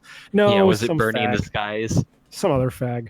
Did that comic come with a free Bernie Dakimakura? Oh, I wish. Could you imagine? Like it's him laying in his suit and stuff, like with his, and he's laying, with his back on the bed, and then you turn it over and it's him with like his pants pulled down and like you see his butt, and he's like God, he's laying on his stomach and he's turning around looking at you. He's like, please just be gentle. Who's that one woman who had fake pictures taken at a border wall? Oh, AOC. Yeah, it was bonus AOC comic. That's all I saw. Oh God. It was like, it's called Talk Bernie to me. Like, just look it up. It was like this. I know this is an old joke, but like the left cannot meme. Like, no, I know. It was so stupid. It turns out if you're on either extreme, you can't meme. No, of course. No, I hate. So it was funny at work. My work friend showed me there's a new ad. Like, I have like 15 ad blocks on, and there's like a new one that like works better than all the old ones I had. And he was like, "What's that? What's blocker?" I'm like, "Oh, it's a YouTube blocker. You can just block channels completely. You'll never see them again." He goes, "What?" And I was like, "Yeah, check it out." And I'm showing him the list of people that I've forgotten half the people I blocked. And he starts laughing. He's like, "You've blocked people from like the left, the right, the middle. Like, you just block everybody." I was like, "Yeah, because they all suck. They're all annoying cunts. Yeah. They're all gay. Big stage by triple gays, honestly. It was like, Aquanos isn't in there anymore. He wanted me to bring him in with Blake. fuck him. Oops. Oh, Devilman. Wow, I haven't seen Devilman in a while. Why did you message me? You're here. You could just tell me. Oh, I was sending you the link to Metal Shark Bro on. Okay. Yeah. Hello, real Because Anyway. you would do that though. You would just message me random like hentai pictures in the middle of the show. It's like, you're in like the call with me. You could just. Well, you see, I gotta slip someone some hentai periodically, lest the itch rises. Mm-hmm. Do you get a vicarious boner when you send me hentai? No. And you're like, I hope he enjoys it. It's sort of like the same thing when I send Matt hentai. I keep the dark Lovecraftian beings at bay. You have to sacrifice hentai to other people in order to Yeah. keep the world from getting destroyed by a giant fucking Hatsune Miku with like a tentacle snatch. Exactly. Awesome. Oh, they're bringing Project Diva to Switch finally. Thank God. I really wish I should have gotten Astral Chain. Yeah, I want to get You mean Astral police Chain. I wanna officers get, with stands? Yeah. I've been wanting to get Astral Chain, fucking Fire Emblem, Link's Awakening when it comes out, but like I cannot be spending money on video I know, games that's right basically what I mean, I'm not broke, but I was telling. I'm not either, but I also like I'm sitting looking at like the second half of Final Fantasy VII that I still got to beat. I got to beat on my Switch alone. I got to beat Final Fantasy VII, Curse of the Moon, the Bloodstained prequel game, Nefarious. There's like a few others. It's like I have like 5 games on my Switch I haven't beaten yet, so I'm gonna fucking chill out on the buying the games for a while and just fucking go through some of my backlog because I just got a house. I don't need to be spending money on video games. It's I have more than enough. And fucking Epic Games gives out like free games every week now. I don't know if you've been keeping up with that. Like I know everyone hates the Epic Games Store for the exclusivity shit, but like they just gave out Celeste and Inside for free. It's like I'll play those someday. Fuck it, why not? And then like Twitch Prime, I get free shit every month. PlayStation Plus, I get free shit every month. It's just like I have more than enough games to satisfy my gaming lust for a while. So yeah. Hey, HP, you gotta. Well, I usually just play some of my old PS2 games that I still have, so Gay? No, I love that one tweet that was like that generation was like the peak of gaming, and it's only gotten worse since. And I'm almost inclined to agree. I wouldn't agree. Which one would you say is the best? How come? No, I don't think any of them are the best. I think each had. centrist. Yeah, I think each had good games. I mean, that's not. PS2 I'm not better saying they didn't have. I'm not saying like even this generation doesn't have good games. I just beat Resident Evil 2 remake like a few months ago, and that game fucking rules. But it's just like, you know, Let's have it's let's like have HP talk about something. One last thing, and then I'm gonna bring no, in he's gonna someone talk else. about fucking Senran Kaga or some That's gay fine, bullshit. and whatever he wants to talk about, and then we're gonna kick him out. I don't care about Senran Kagura. I do care about though is Sly Cooper. That's a good game Oh, series. I like Sly Cooper. Yeah, I wish they didn't at least made like a few more Sly Cooper games before they went on to like Infamous. No, they had to make the really um, cool Infamous series that everyone totally loves. Yeah, you know, the one that everyone totally loves. It was just why there's only like 3 of them. Remember when they fucking revealed Infamous Second Son at E3 and it started with one of the guys from Sucker Punch saying like, I was in Occupy and I got maced and I got hit by police and all this shit, and it's like it's No, leading into the what is reveal this? for Matt, look up on YouTube the reveal for Infamous Second Son at E3 because that's literally how it starts. You're like, what fucking game are they talking? Are they talking about a game, or is this guy just coming up talking about some bullshit? Nah. What happened? Like, This did someone? this guy got up and he started talking about being in the Occupy protests and how he got like pepper sprayed and tear gassed by police and whatnot. And eventually Oh. leads to, and here's our new game, Infamous Second Son. Jesus. And the whole time, like he's talking about this, you see in the background, like it's like a concrete wall with like spray paint images of like security cameras and people getting hit by riot cops, and it's like, what is that? What the fuck is this? And then you see the Sucker Punch logo, and it's like edgy fucking oh god, I don't even remember the name of the protagonist of that Infamous game. It's like Desmond or something, and it's like, yeah, you're gonna go around Seattle and you're gonna fucking spray paint shit, and you've got smoke powers. Smoke some Gamer Girl pee, boy. I actually do like Infamous Second Son. I think that game's halfway decent. It's just like, I don't know. It's trying so hard to be That's like. literally the entire Infamous series. No, this one's even worse. Like Infamous 2 is at least like the tone of it was still kind of fun. But like Infamous Second Son is just like, we gotta fight the establishment, man, and Destroy the patriarchy, bro. Dude, literally spray painting billboards is a fucking collectible. Like, Yeah, around I the know. map. Now, to be fair, the way they do it with the controller is actually the coolest part of that game, where like you have to turn the DualShock sideways and then use the R2 trigger to like spray the paint and then use the motion controls. It's actually kind of neat. I'm not gonna lie. Damn But- it. And also, you get more than one power in that game. So like, I guess you do in Infamous 2. In Infamous 2, you get either fire or ice powers depending on whether you're good or evil. But Yeah. in this one, you get smoke, neon, and video, which the video power fucking is barely used because Also- you get it near the end of the game and it's like useless. Yeah, and you also get rock powers, which are Yeah, All we get right. that once you beat the game, you get concrete. But no, I mean, I'm mad that Sly Cooper didn't really get its chance to shine because like it got Yeah. that fourth game, and that fourth game was actually halfway decent. But then it was also made by Sanzaru, so who gives a fuck? yeah. Oh, hey, Thieves in Odie's back. Time. Yeah, Thieves in Time it had the feel of Sly Cooper, like the gameplay and all that, but everything else just did not work. Fragger with Swagger, the neon power basically allows you to like run up walls and shoot Yeah. laser beams. It's actually pretty sick. It's I once I got neon, I almost never switched off that for the rest of the game. It's the best power in that It's game by far. To you the into point where they Flash. Time's to the point where time's up. they took that girl. Time's up. I'm gonna bring in someone else. okay. I'm sorry, but the I was point gonna bring where- in. Shut up, Mitch. I was gonna bring in Devilman, but then he disappeared. I haven't talked to Devilman in like. Bring a in year. Odie. He hasn't. I been know. here I forever. know that. Shut up. To the point where the girl who has the neon powers got her own standalone DLC. You fell for it. I did. I did. I fell for it. I saw Devilman. I was like, I want to bring in Devilman. I haven't talked to him in a long time. Was it a baited switch? Was Devilman here as a joke? What are you talking about? Doubleman was never here. Were you Devilman? No, what are you talking about? We're all the Devil Man. Didn't you watch the show? No, I didn't watch that show yet. Oh, it's really good.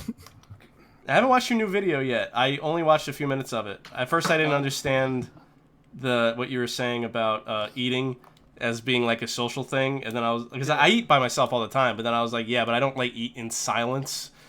Yes, you do. With a lone light bulb over your head, Yeah. over your kitchen sink. I like. Well, it's the thing of like yeah, of course everyone eats alone, but we're usually doing other things while we eat. Well, that's Yeah. out of necessity. But like if when you and your friends go out to stuff, you usually go out to eat. Yeah. just because it's like, yeah, why not? Like that's a thing. It's a passive activity in some ways. Except I'm for really the one time, except for the time we went to go see, me and my friends from high school went to go see The Last Airbender, and afterwards we were so disappointed we didn't even go to a restaurant after. We just went to the grocery store, got a bunch of bullshit, and just took it back to my friend's house and watched some food. That's funny. But it was like when you're hungry and you have a whole grocery store like in front of you, you get the dumbest fucking bullshit. We got like Mountain Dew, Oreos, some other shit. Right. It was God. Thanks, Yeah. Seinfeld. I've drank a lot of soda while eating Oreos before. I was going to look through my watch history for something, and I forgot that I turned it off because we have now entered the worst fucking age imaginable in my Discord. Oh. Where Yeah, if to the someone falls asleep in voice chat or doesn't disconnect and they're not on for very long, someone will move them to another room and then lock the bot in there and have it play Sissy Hypno 24/7. Which then pumps my fucking watch history full of Sissy Hypno. Maybe your chat's trying to tell you something.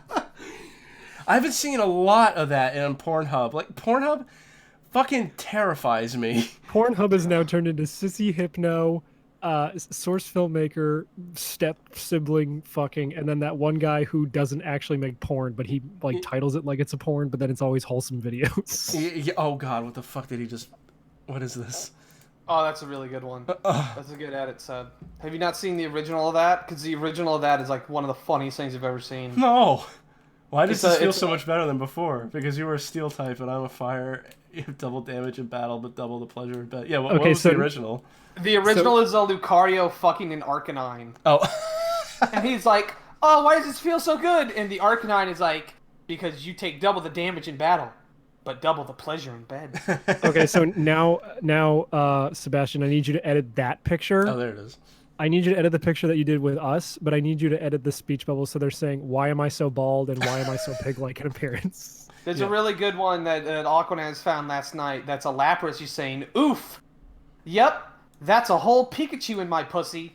I think I saw that one before. Yo, Matt, Yeah. how fucking good was that video of Alora fucking Spyro? Oh, come on, that was good. It's just like it's Spyro. He's like, I don't watch stuff that looks too bestial. I'm not focusing on Spyro's dick. I'm focusing on Elora's everything else. I've had this conversation many times in my Discord. It's not a good defense. I'm Does not shocked. work. Yeah. The defense of like, I'm not looking at the dude, I'm looking at the woman doesn't work. Yeah. Speaking of Spyro, and I was going to talk about this either way, so at least it's a transition. Kamen Rider 01, baby, starts in like half an hour, actually. Oh. I can't. You can't stay on the call for too long, so you can go watch your baby show. Maybe. I don't know. It depends on if there's someone live streaming it or not. I mean, obviously, it's not going to be like live dubbed or like live subbed, but you know, like it might be fun to watch the fight scenes when they come out. I You don't can know. hear them say weird English phrases.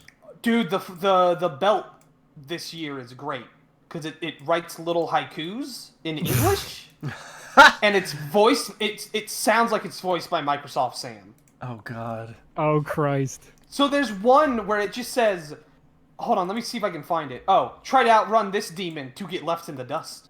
That sounds awesome. Like the main one is a jump not to a the haiku, sky. though. It's not a haiku, but it's like a little two thing poem.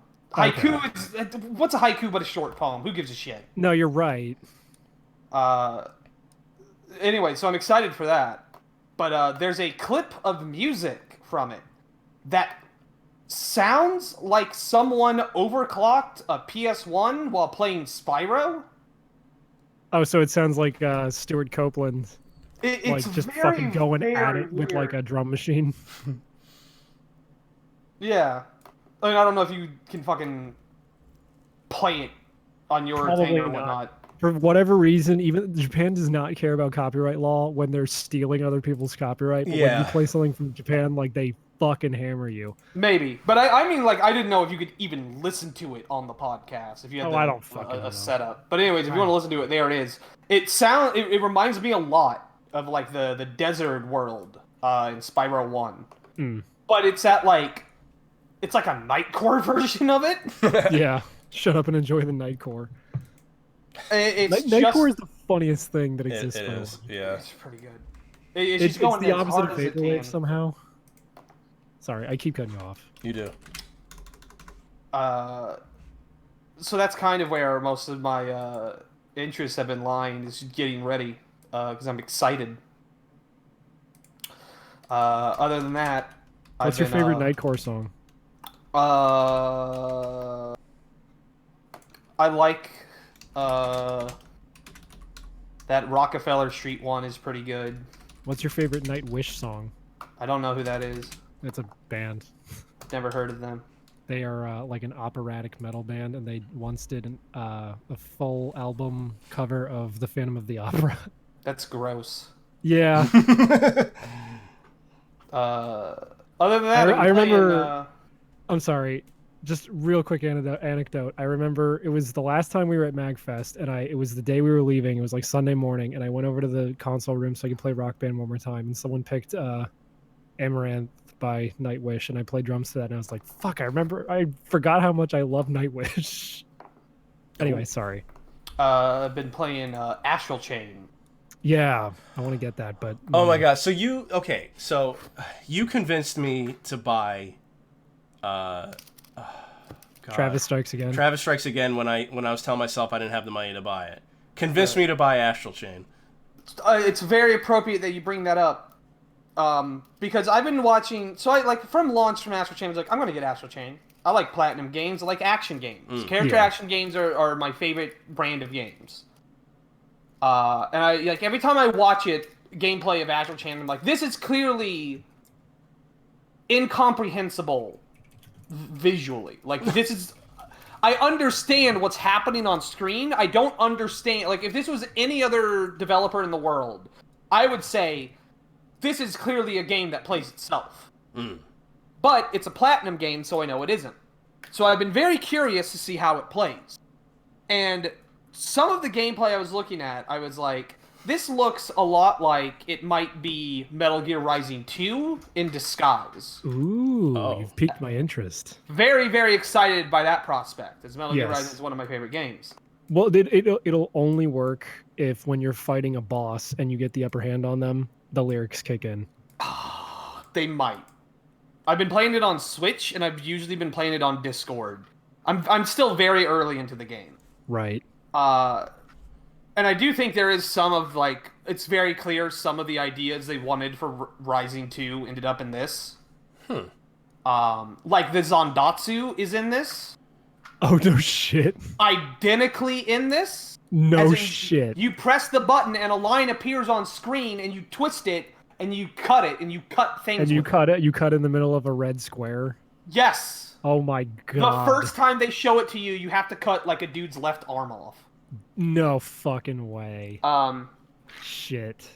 I can't be spending money on video games. God damn it. I can. One of the combo attacks is very clearly one of the finishers from Rising. Yeah. It's hard. Like it's the one where it's one of the air finishers where he kicks it in the air. Kicks him up there and spins him around. Yeah. It's that, Yeah. and it's a different angle and it's faster, but I can tell it's the same animation. Right. Here's the thing. Getting into the real game, the game it's the closest to, in terms of feel, is No More Heroes. Oh. Huh.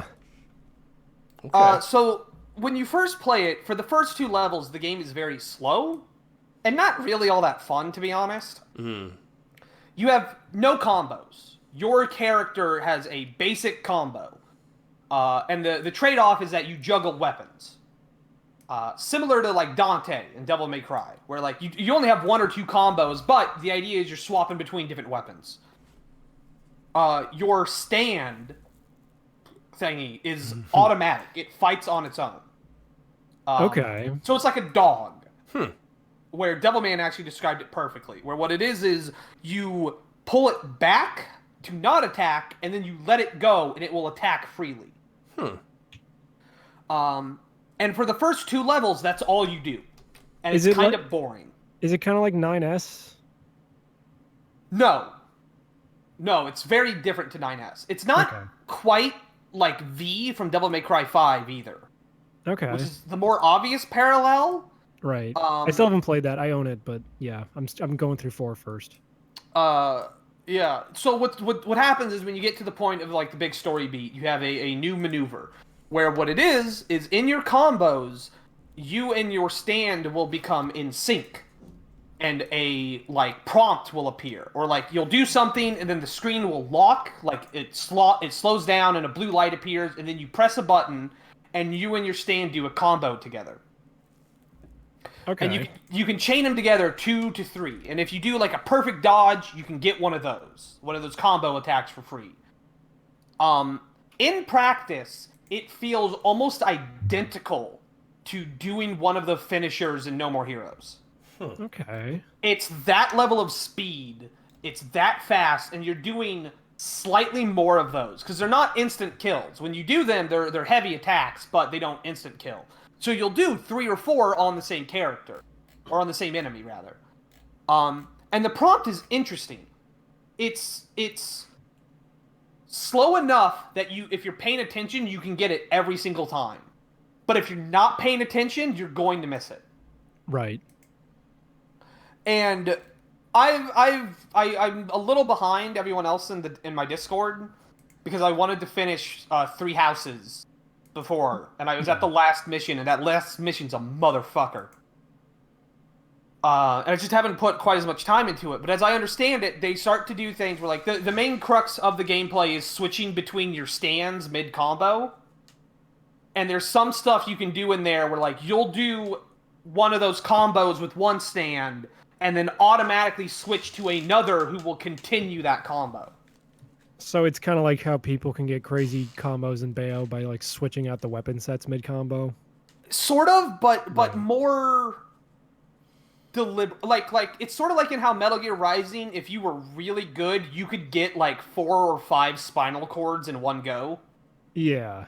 But, like, that required you to do some real setup stuff, and it clearly wasn't designed with that in mind. Okay. This feels like it was designed to daisy-chain those spinal attacks super often. And so, like, a lot of your maneuvers are like, hey, if you do this move, then you can get another spine. Basically, every time you do that spinal, you do a combo attack, it's like getting a spine. Right. But, like, as if they fast-forwarded it, so it goes way faster. Okay. Controlling the stand is very easy to get the hang of. When you hold down a button, you move it with the right stick. So the thing about it is that there's a chain connecting you and your stand. The chain is a physical object. So if you run your stand around an enemy, now the chain has tightened and bound that enemy in place so you can wail on them. Oh. There's a really cool mechanic where enemies will charge at you, and you and your stand will separate, and you'll clothesline the enemy with the chain. Oh, shit. No shit. That sounds cool. It's really cool, and it's really fucking satisfying. Huh. So it has nowhere near the mechanical depth of Devil May Cry. And it doesn't have the pure reaction speed of Sekiro. But it's it's as satisfying as No More Heroes 1 was. Right. And it's a little more fluid. Well, there's a lot of things that are more fluid than No More Heroes 1. Yeah, but man, when you get the finishers in that game, no, I get what you mean. I get what you mean. For sure. It's a little closer to No More Heroes 2. No More Heroes 1's finishers, I still say, are probably the best use the Wii Remote ever had. Absolutely. Probably. I think they're the best finishers ever. Because, like... Yeah. Like, I was thinking, like, if I was making Metal Gear Rising 2, what would I do? And the only real thing I want is I want pulling out spinal cords to be as fast and as common as decapitations in No More Heroes. Yeah. Yeah. Which is what they did here. And then they just added in more mechanics to it. And so, like, the combat's really interesting. But it's more than that. Where it is very much an RPG. Not in mechanics at all, but like imagine someone made like imagine Nier Automata. I was gonna say imagine Nier Automata, but the gameplay is Devil May Cry, but that kind of is Nier Automata.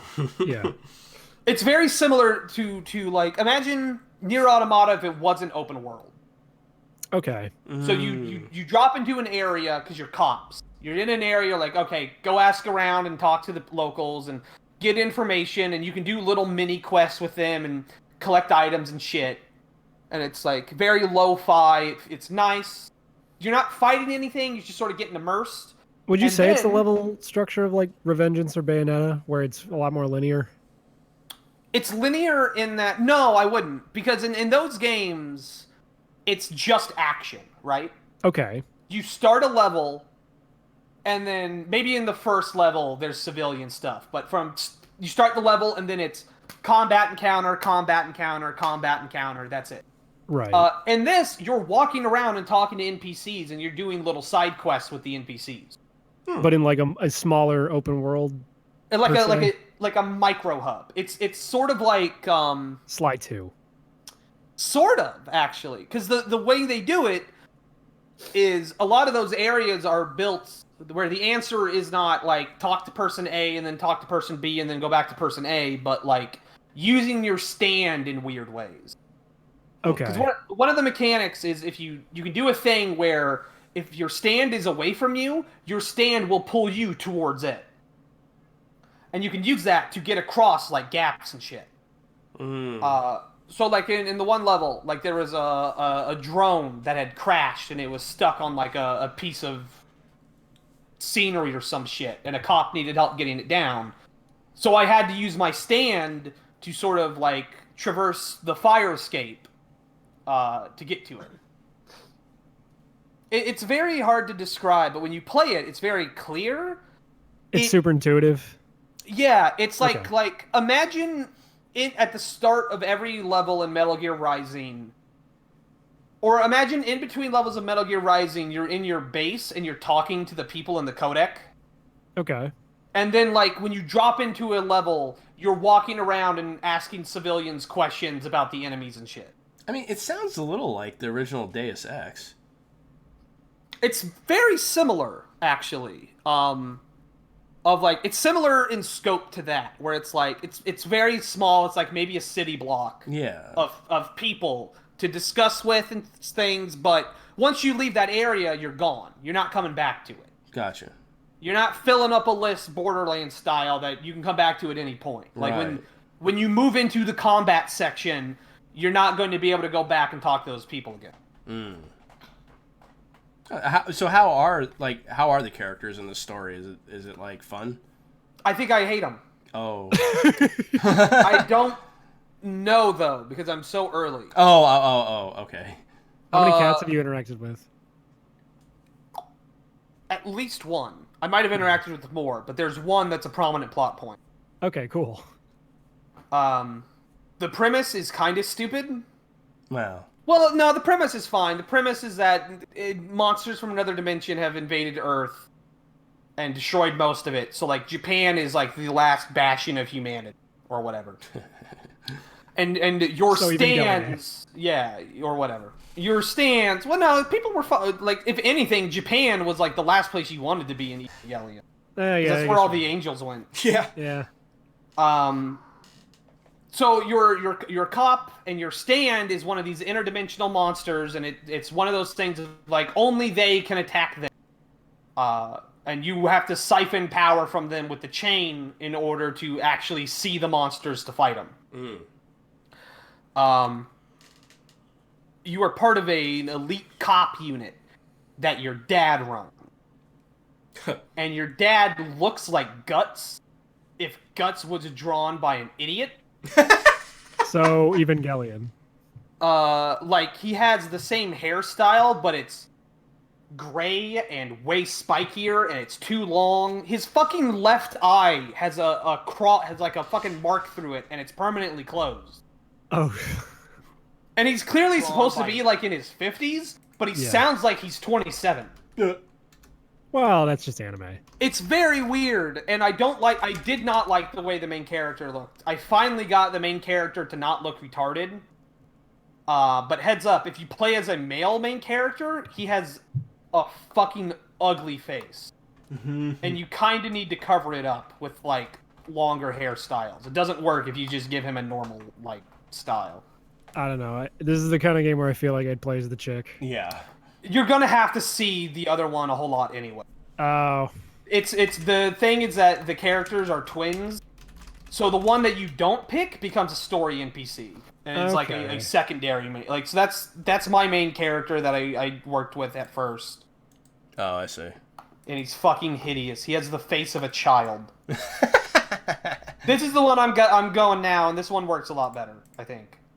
This dude looks okay.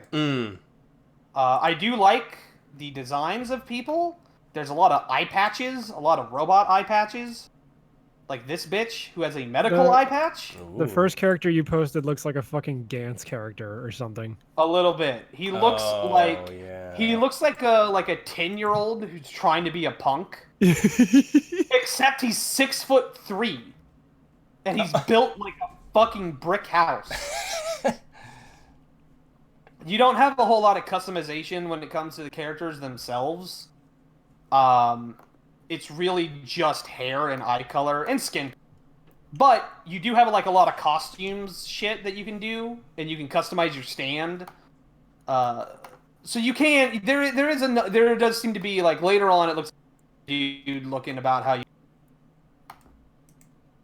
I don't know if you can do both of them.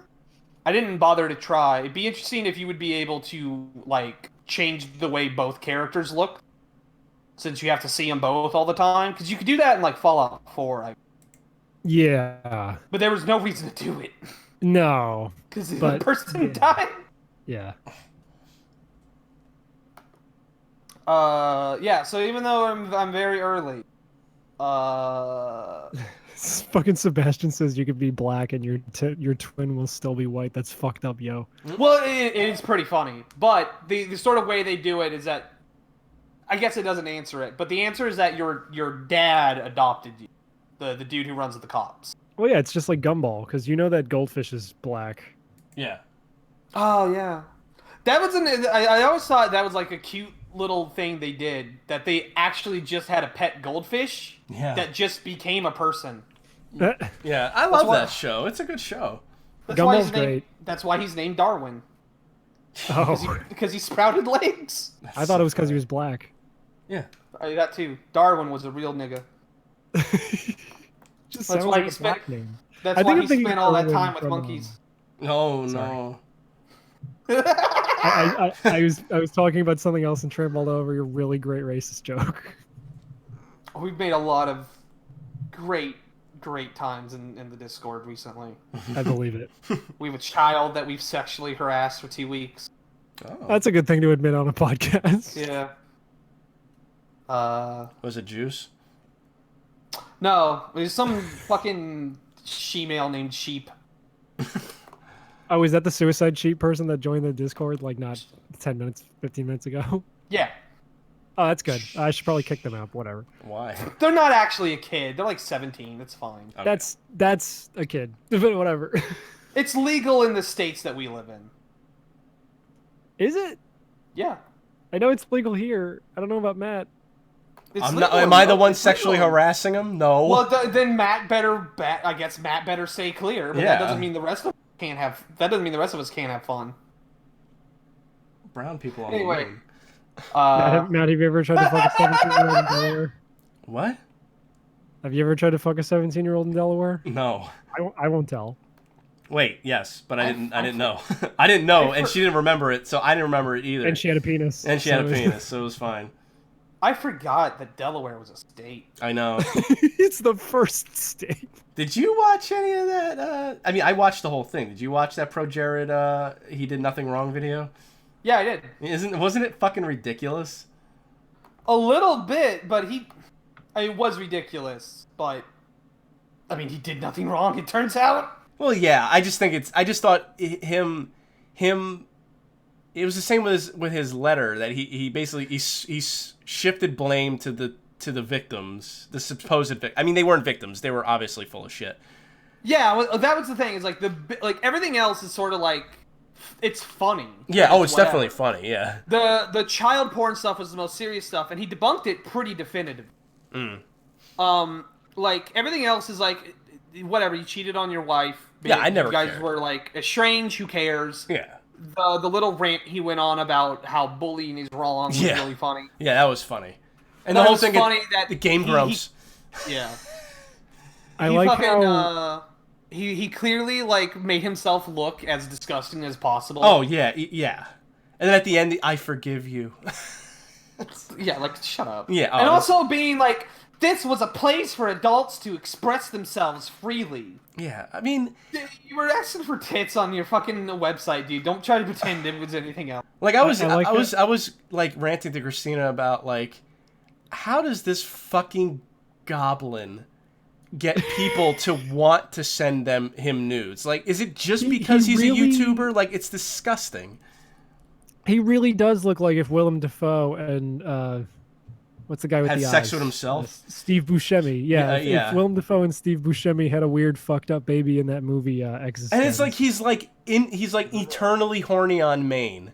Like, what the fuck?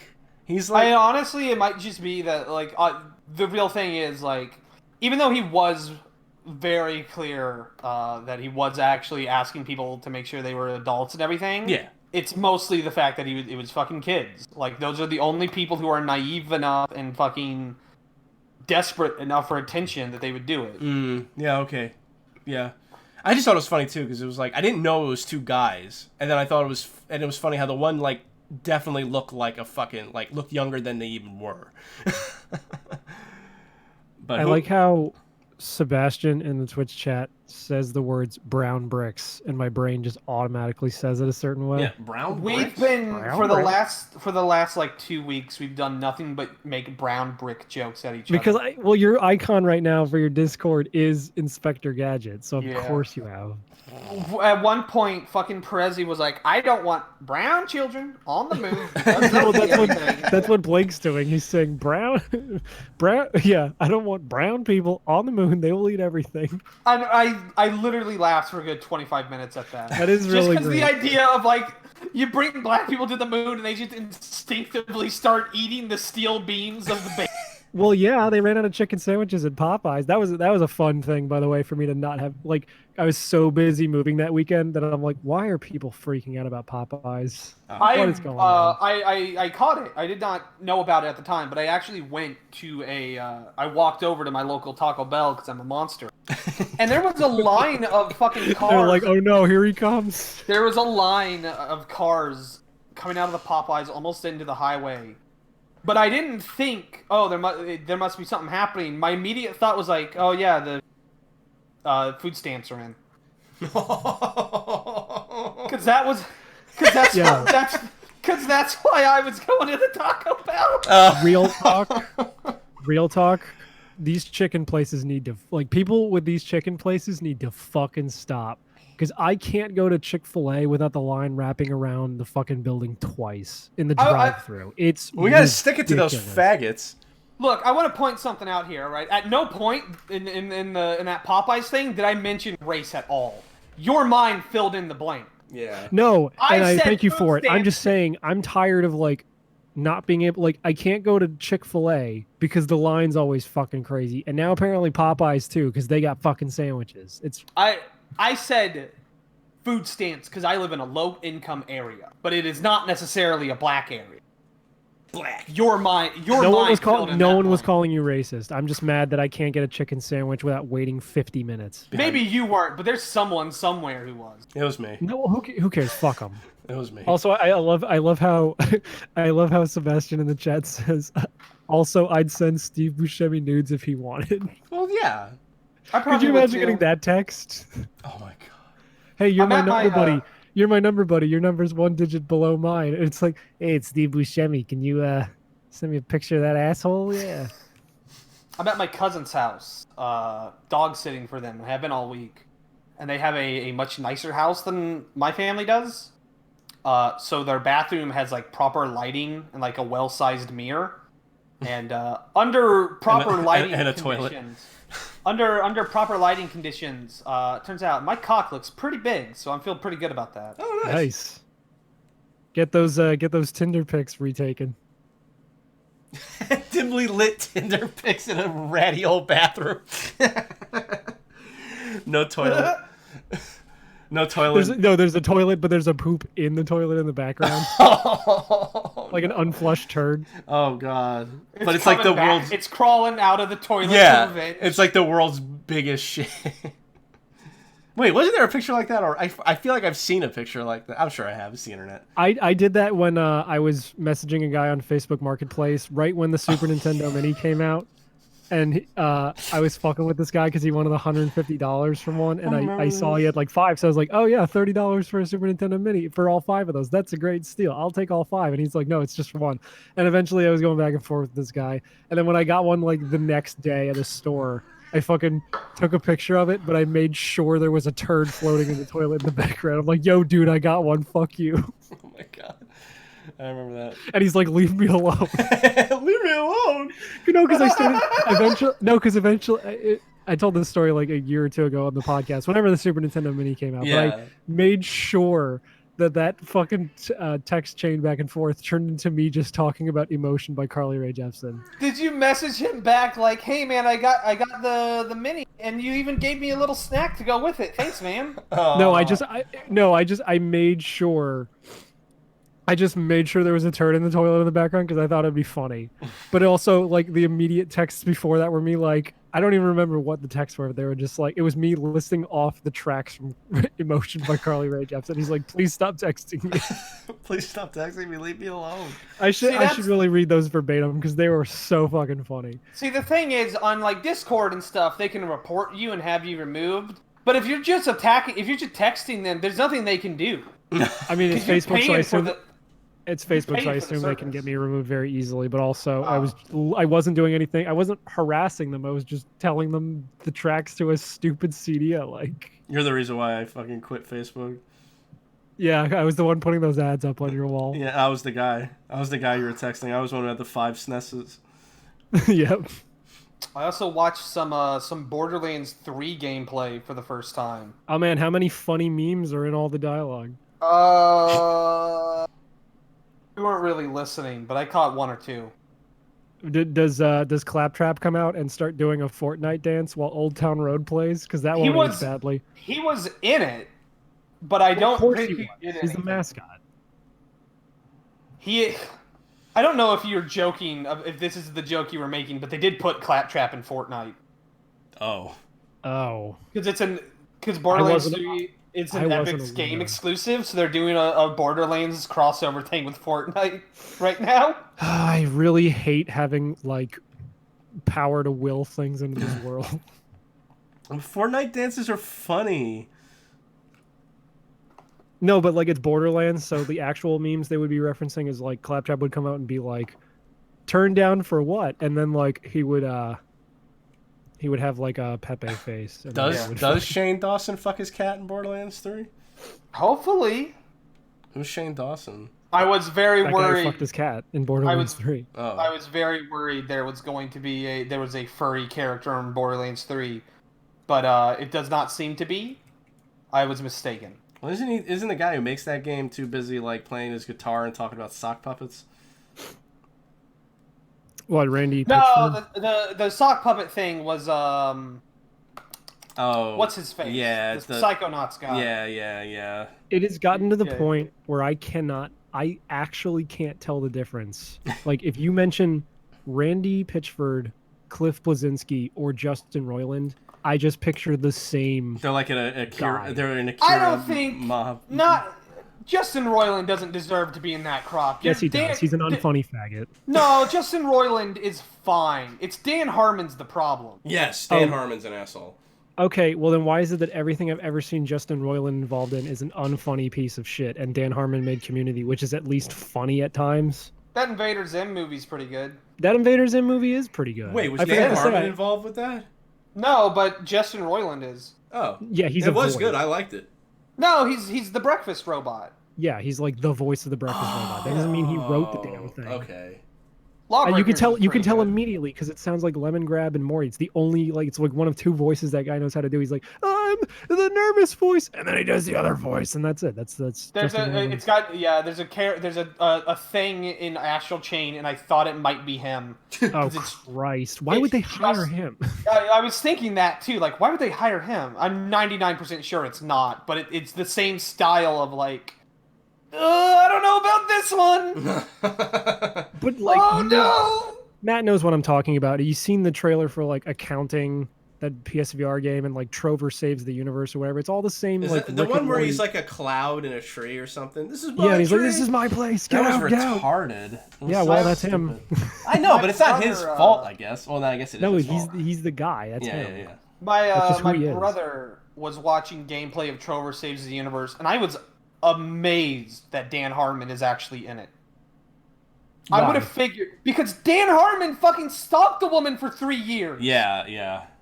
What the fuck? How does no one remember this? No, people remember it, but he apologized, and for some reason, everyone No, he accepted his didn't. apology. He didn't apologize. He said, "I'm sorry that men are like this." Yeah, well, yeah, I guess you're right. So he blamed men as a whole, and that's why. Yeah, I made a video on it that I was very, very proud of. Yeah, no, I think that was a good video. I mean, I'm like, not gonna, like, I'm not dude, gonna it's go to bat for disgusting. Dan Harmon or anything. I just never heard that. It's like that's why. So you remember the Community controversy where Yeah, I thought it was because NBC fucking Chevy Chase had a shit. Yeah, fit. everyone did. No, he was fired because he stalked another writer on the show for 3 years, Yeah. Okay, well, that's news and to he me. harassed her left and right. Yeah. That's And news he to me. admitted to all of it. Yes. Yeah. And he didn't say jack shit when people were giving NBC and the existing writers a hard time about it because he didn't want to admit he was wrong. He didn't want to admit he was wrong until cancel culture came from him. Yeah. Dan Harmon should literally eat shit forever. I still think Justin Roiland is less funny, but that's just He might be, That's fine. but I would still rather watch something Justin Roiland made than Dan Harmon because at least I know Justin Roiland didn't stalk anyone Well, trying to that make we it. know of. that we know of. I don't think Justin Roiland seems a little too. I don't know. Regardless of how you feel about him, everything I get from Justin Roiland seems honest. No, it's got nothing. It's got nothing Yeah, to he's do with honest him. in his It's more inability to be- about just ever since the Epstein thing happened, I'm just convinced every single person in Hollywood is a pedophile. Even It's, people I like, they're pedophiles. It's Justin Roiland mostly does video game stuff now. He only seems to work on things he wants to work on, Which As is opposed- fine. It's just none of it's good. as opposed to Dan Harmon, who hasn't made anything interesting since Community. What about his fucking Dungeons and Dragons? I don't care about his gay. I don't care about his gay Dungeons and Dragons thing. Yeah. Remember that Everyone bald has a kid who used Dungeons to and be- Yeah, It's everyone the has. easiest thing in the world. Yeah, we had Record too. yourself playing it. Remember that bald kid that we used to be friends with that threatened my life? Yeah. I should He be, loved Dan Harmon. He had a Harmontown poster sent to my house because he couldn't have it sent to Canada, and then I just never sent it to him because I forgot. Hey, if you're watching this and you want a cheap viral video idea, get your friends together, which is already an insurmountable task for anyone watching this. But get your friends together and record yourselves playing Monopoly or Shoots and Ladders and pass it off as a D&D podcast. There was that Hard Times article where it was like, consider adopting a D&D podcast instead Yeah. of creating your own. Jeez. That was great. D- Also, we got past it, but yeah, and Enter the Florpus was great. I was genuinely shocked at how much I ended up liking it. It's really fun. Yeah, and Tyson Hess was like one of the main storyboard artists, so that explains the weirder like art style. I think it has supplanted Samurai Jack as the best like late revival continuation thingy. Because the first 3 episodes of Samurai Jack's 5th season are fucking gold. Oh yeah. But the rest of them are just the rest of them feel like good normal Samurai Jack episodes. Yeah. Okay. I It's agree. fine. What about Gendy's next cartoon that's coming out, the caveman thing? With Oh, the I'm dinosaur? very excited for Me that. too. Me too. I really, yeah. I was talking, but you didn't get in the call yet, but I mentioned that. I think it looks awesome. When he punched that white ape in half, I was like, okay, I'm definitely gonna see this. Oh, yeah, like anything that's like I would love to see more shit like that where it's just total. There's no dialogue or anything. It's just fucking animals fighting. That's kind of do you think they won't even have like a narrator? Because that would be awesome if it was just. I don't think. Well, no, because it's not a full show. It's only going to run for like 5 days. Yeah. Because they're doing it all in 1 week. I feel like it's such a weird experimental thing that they're just going to let him do whatever. Cool. Also, based on the majority of Samurai Jack and like a few episodes of Dexter's Lab, that's just this thing he does. He's really good at it. He did it really good in that Star Wars thing too. Yeah, I know. I know. I just wasn't sure if they would let him do that, but I guess they are. I think honestly, I think they'd let him do anything at this point. Yeah. Anything that's not named Symbiotic Titan. Yeah. Yeah. I never watched that. It looks like it's not. It's not. Did you see the Uzumaki anime they're doing? Yeah, we mentioned that too. I think I loved the movie, so and I like the anime that's on Crunchyroll, so I'm looking forward to it. It's I entirely. thought you hated that Junji Ito anime. Nope. It's going to be entirely in black and white. Yeah, I think that's weird. I wish it was in color, but then again, that's weird, and that kind of fits, doesn't it? You know? Yeah. It does. But that's also, I didn't realize this. That's a completely Adult Swim owned operation. Oh. Like they are backing it. They're not animating it. Production IG is animating it. No, but Adult Swim like seems to have Production IG by the balls or whatever because they always work together. You know what's so why wouldn't they? weird about Adult Swim right now is like I think a lot of people used to lament against how like they used to have actual shows and then like all they would produce was like 12-ounce mouse and like cheap ass live action stuff that costed nothing. And I'm like, man, these guys really suck. I wish they had a budget again. And now they have a budget and they're actually doing great things with it. When they have like a games division now too. Yeah, it's weird. That's that's honestly probably where they're making most of the money. They're like Devolver Digital Light at this point. I think Devolver Digital actually works with them for a lot of it. I wouldn't be shocked. They definitely kind of operate in the same wheelhouse. I just hope there's a way for me to watch this stuff because I don't have cable. I mean, Hulu has Adult Swim stuff, but I don't know to what extent. Fucking Squidbillies is great. I don't. It wasn't. I never really thing. gave it a chance. I referenced a fucking Squidbillies joke last night. Do you remember that? You know the short story, The Lottery? Yeah. Yeah. There's a really good bit in that one where Early's boss sets him up to be the fall guy for rigging the lottery, and Early asks him like, "So I'm gonna win the lottery, right?" And he goes like, "Yes." Mary Shelley's the lottery. But because Earl's a fucking like redneck idiot, he doesn't know the story. So he sits him down and he reads it to him.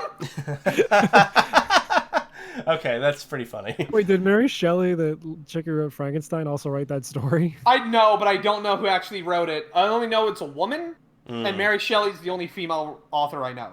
Right. Okay. Oh. I don't know who wrote The Lottery. I feel bad about that, but it's fine. I thought you were about to say Mary Shelley's the only woman who's ever written anything. Shirley Jackson. Oh, that's close. No, I wasn't. What do you? There's an S and an H at the start of one of these words. It's close.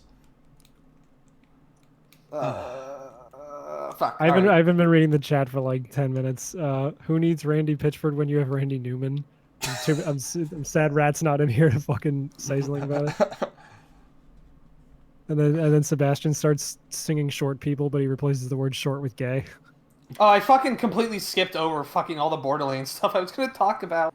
I mean, what it's do you have fine. to say? I don't really have a whole lot to say other than like it looks like it made a lot of improvements to the controlling and the gunplay in that. So it actually looks very Doom-esque in how you move now. Huh. Well, that's interesting. There was and like machine guns and look like they're not garbage now.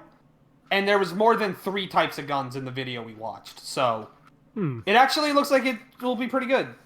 It's just too bad that all that gunplay is going to get ruined by advice dog memes and the gun making Chuck Norris jokes every time you shoot it. Dude, we're at the point that advice dog memes are in again.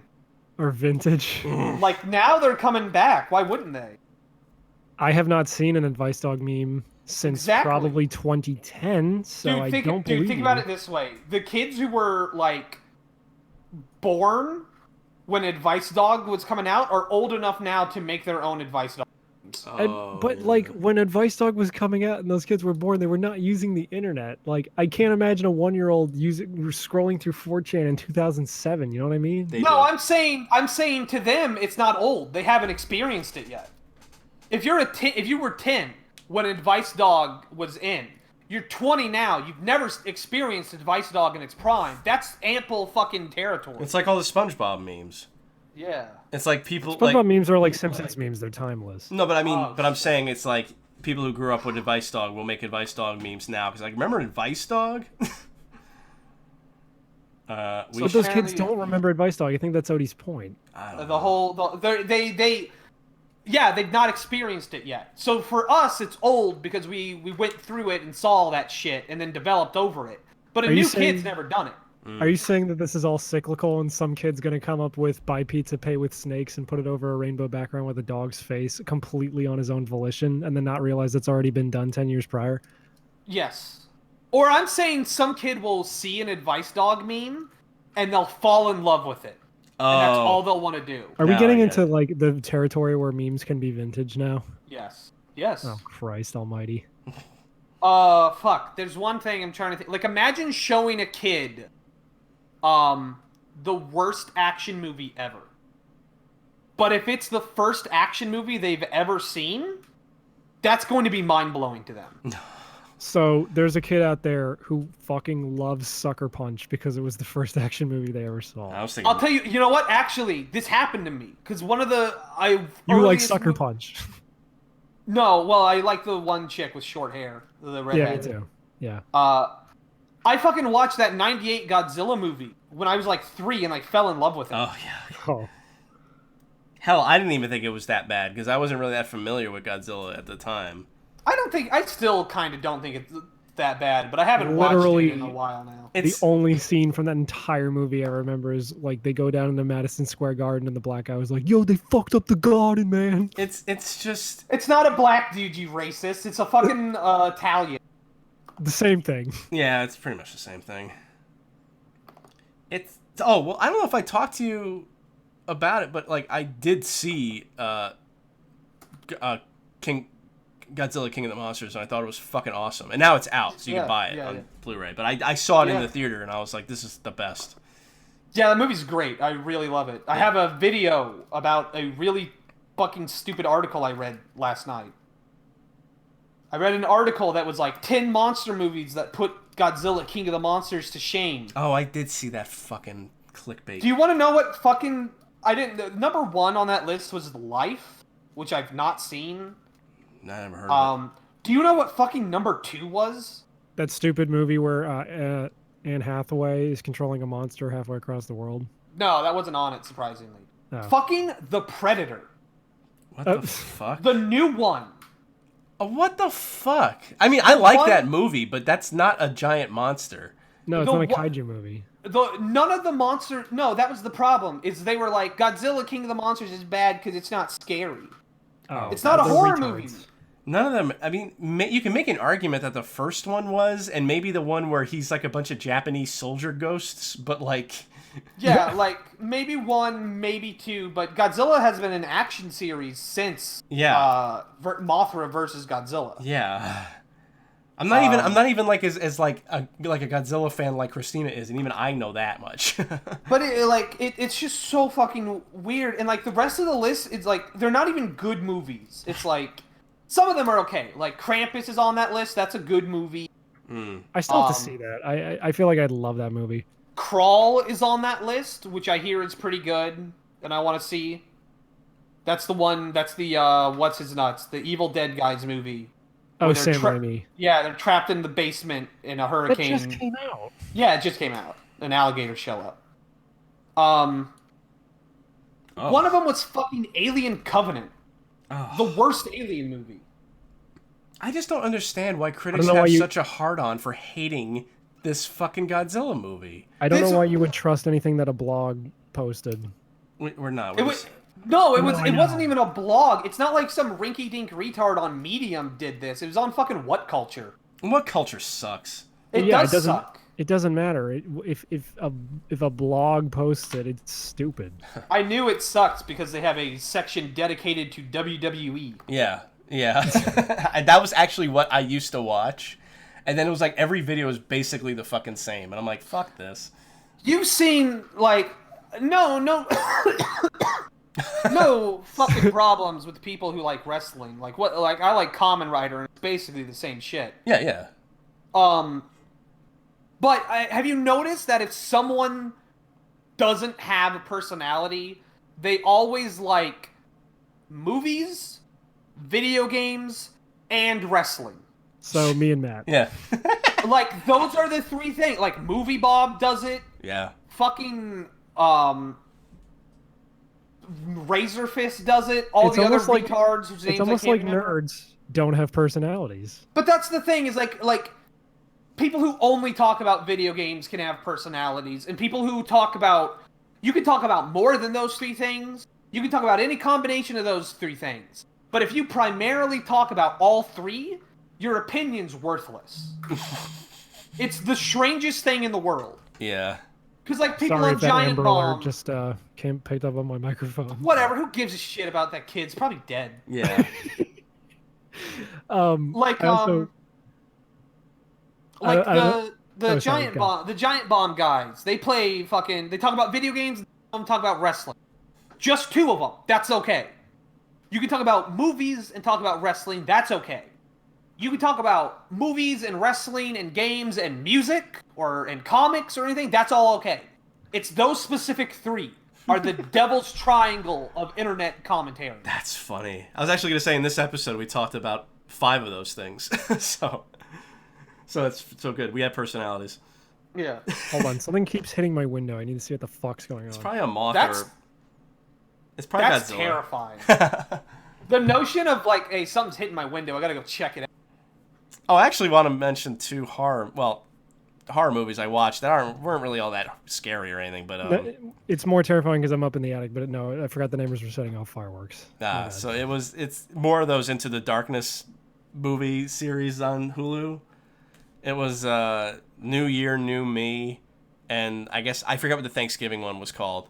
But the Thanksgiving one was kind of lame because it's about a girl who has agoraphobia because her mother was murdered and they never found the killer.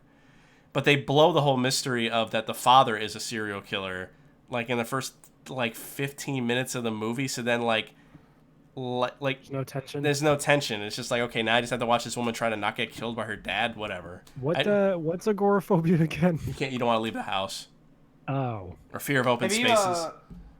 Have you seen the Clove Hitch Killer? No, it's great. That movie's awesome. Yeah, That's that what I was gonna movie's say. fantastic. This Thanksgiving movie was like a shitty version of the Clove Hitch Killer. Clove Hitch Killer's fantastic. Yeah, that's a fantastic. I don't know if I actually talked about it on this show. It's a good movie. I watched it because Red Letter Media did Yes. a video specifically recommending it. They said it was. They said that movie Summer of '84 was like a worse version of that movie, Yeah. and they're completely right. I saw both of also them. going back to What Culture, No. I saw no. Shut up. I saw an article. Like a couple days ago on that website about like 40 albums you need to listen to before you die. Mm. And there were a lot of ones that I actually like on there. So I don't know if they actually whoever posted that has good taste or if I have dog shit taste. Probably dog shit taste. It's probably the second. Yeah, Corey just said I have dog shit taste. The other movie, New Year, New Me, was actually it was better. It wasn't really that good, but it was funnier at least because it's about. These 3 friends invite their 4th friend who became a famous vlogger to their house for New Year's Eve, and it's basically wish fulfillment of trying to murder a vlogger. It's pretty good. I mean, like, it's not good, but it's. I mean, honestly, you're winning me over. That sounds fun. Okay, yeah, it was. I mean, I'm not really. I mean, that's not even really what it ends up being about, but that's what it starts out as. And I thought, and it's the ending is really, really funny. Like the last stinger ending is hilarious. So I recommend New Year, New Me.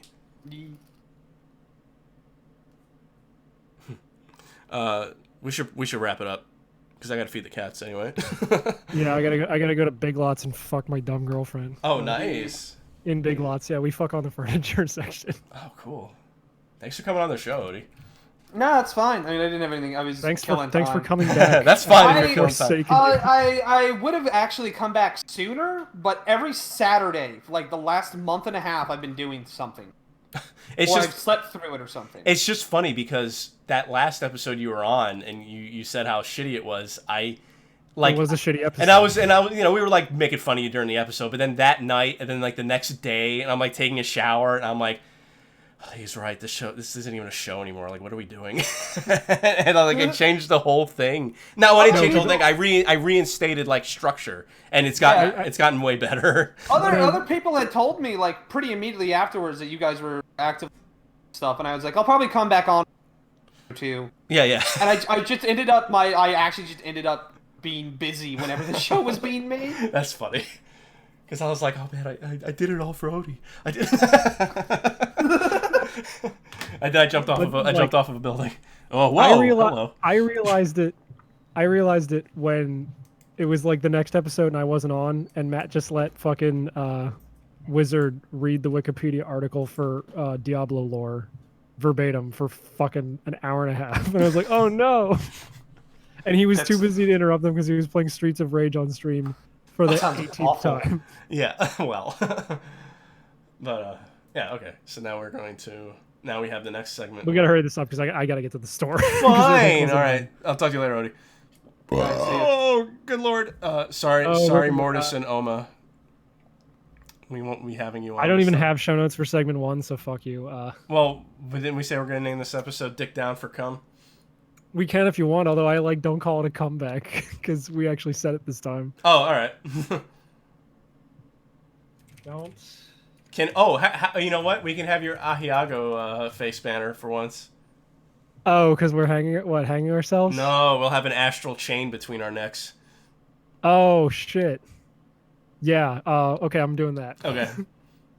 Astral chain. Okay. Because I don't have a personality. That's also a reference to.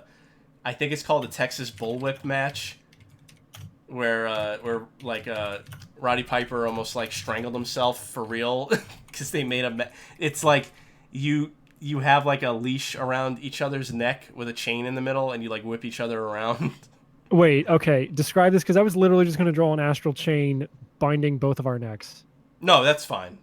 No, I'm just saying it's also. I was also thinking of that match, but no, that's all you need to do. I can't tell if they're lighting off a sparkler or if it's raining. Whatever. I don't care. I'm in a new house. It's weird. Oh, last night I got to go home early, and I came home and Corey was taking a bath, and I didn't announce myself right away. I wanted to surprise her, and she like ran out of the bathroom like about to grab her shotgun because she thought we were getting like invaded. Jesus Christ! You let her have a gun? I almost got killed last night. Women shouldn't have weapons. No, they shouldn't. They shouldn't have anything. I tried to forcibly stick my dick in Christina's mouth, and it was really, and she really fought me off. So I'm not really sure. I think rape isn't real. A lot of teeth. No, she just pushed me off of her. She wouldn't let me put my dick in her mouth. So I think rape is a fucking fantasy that was made up by the Jew media.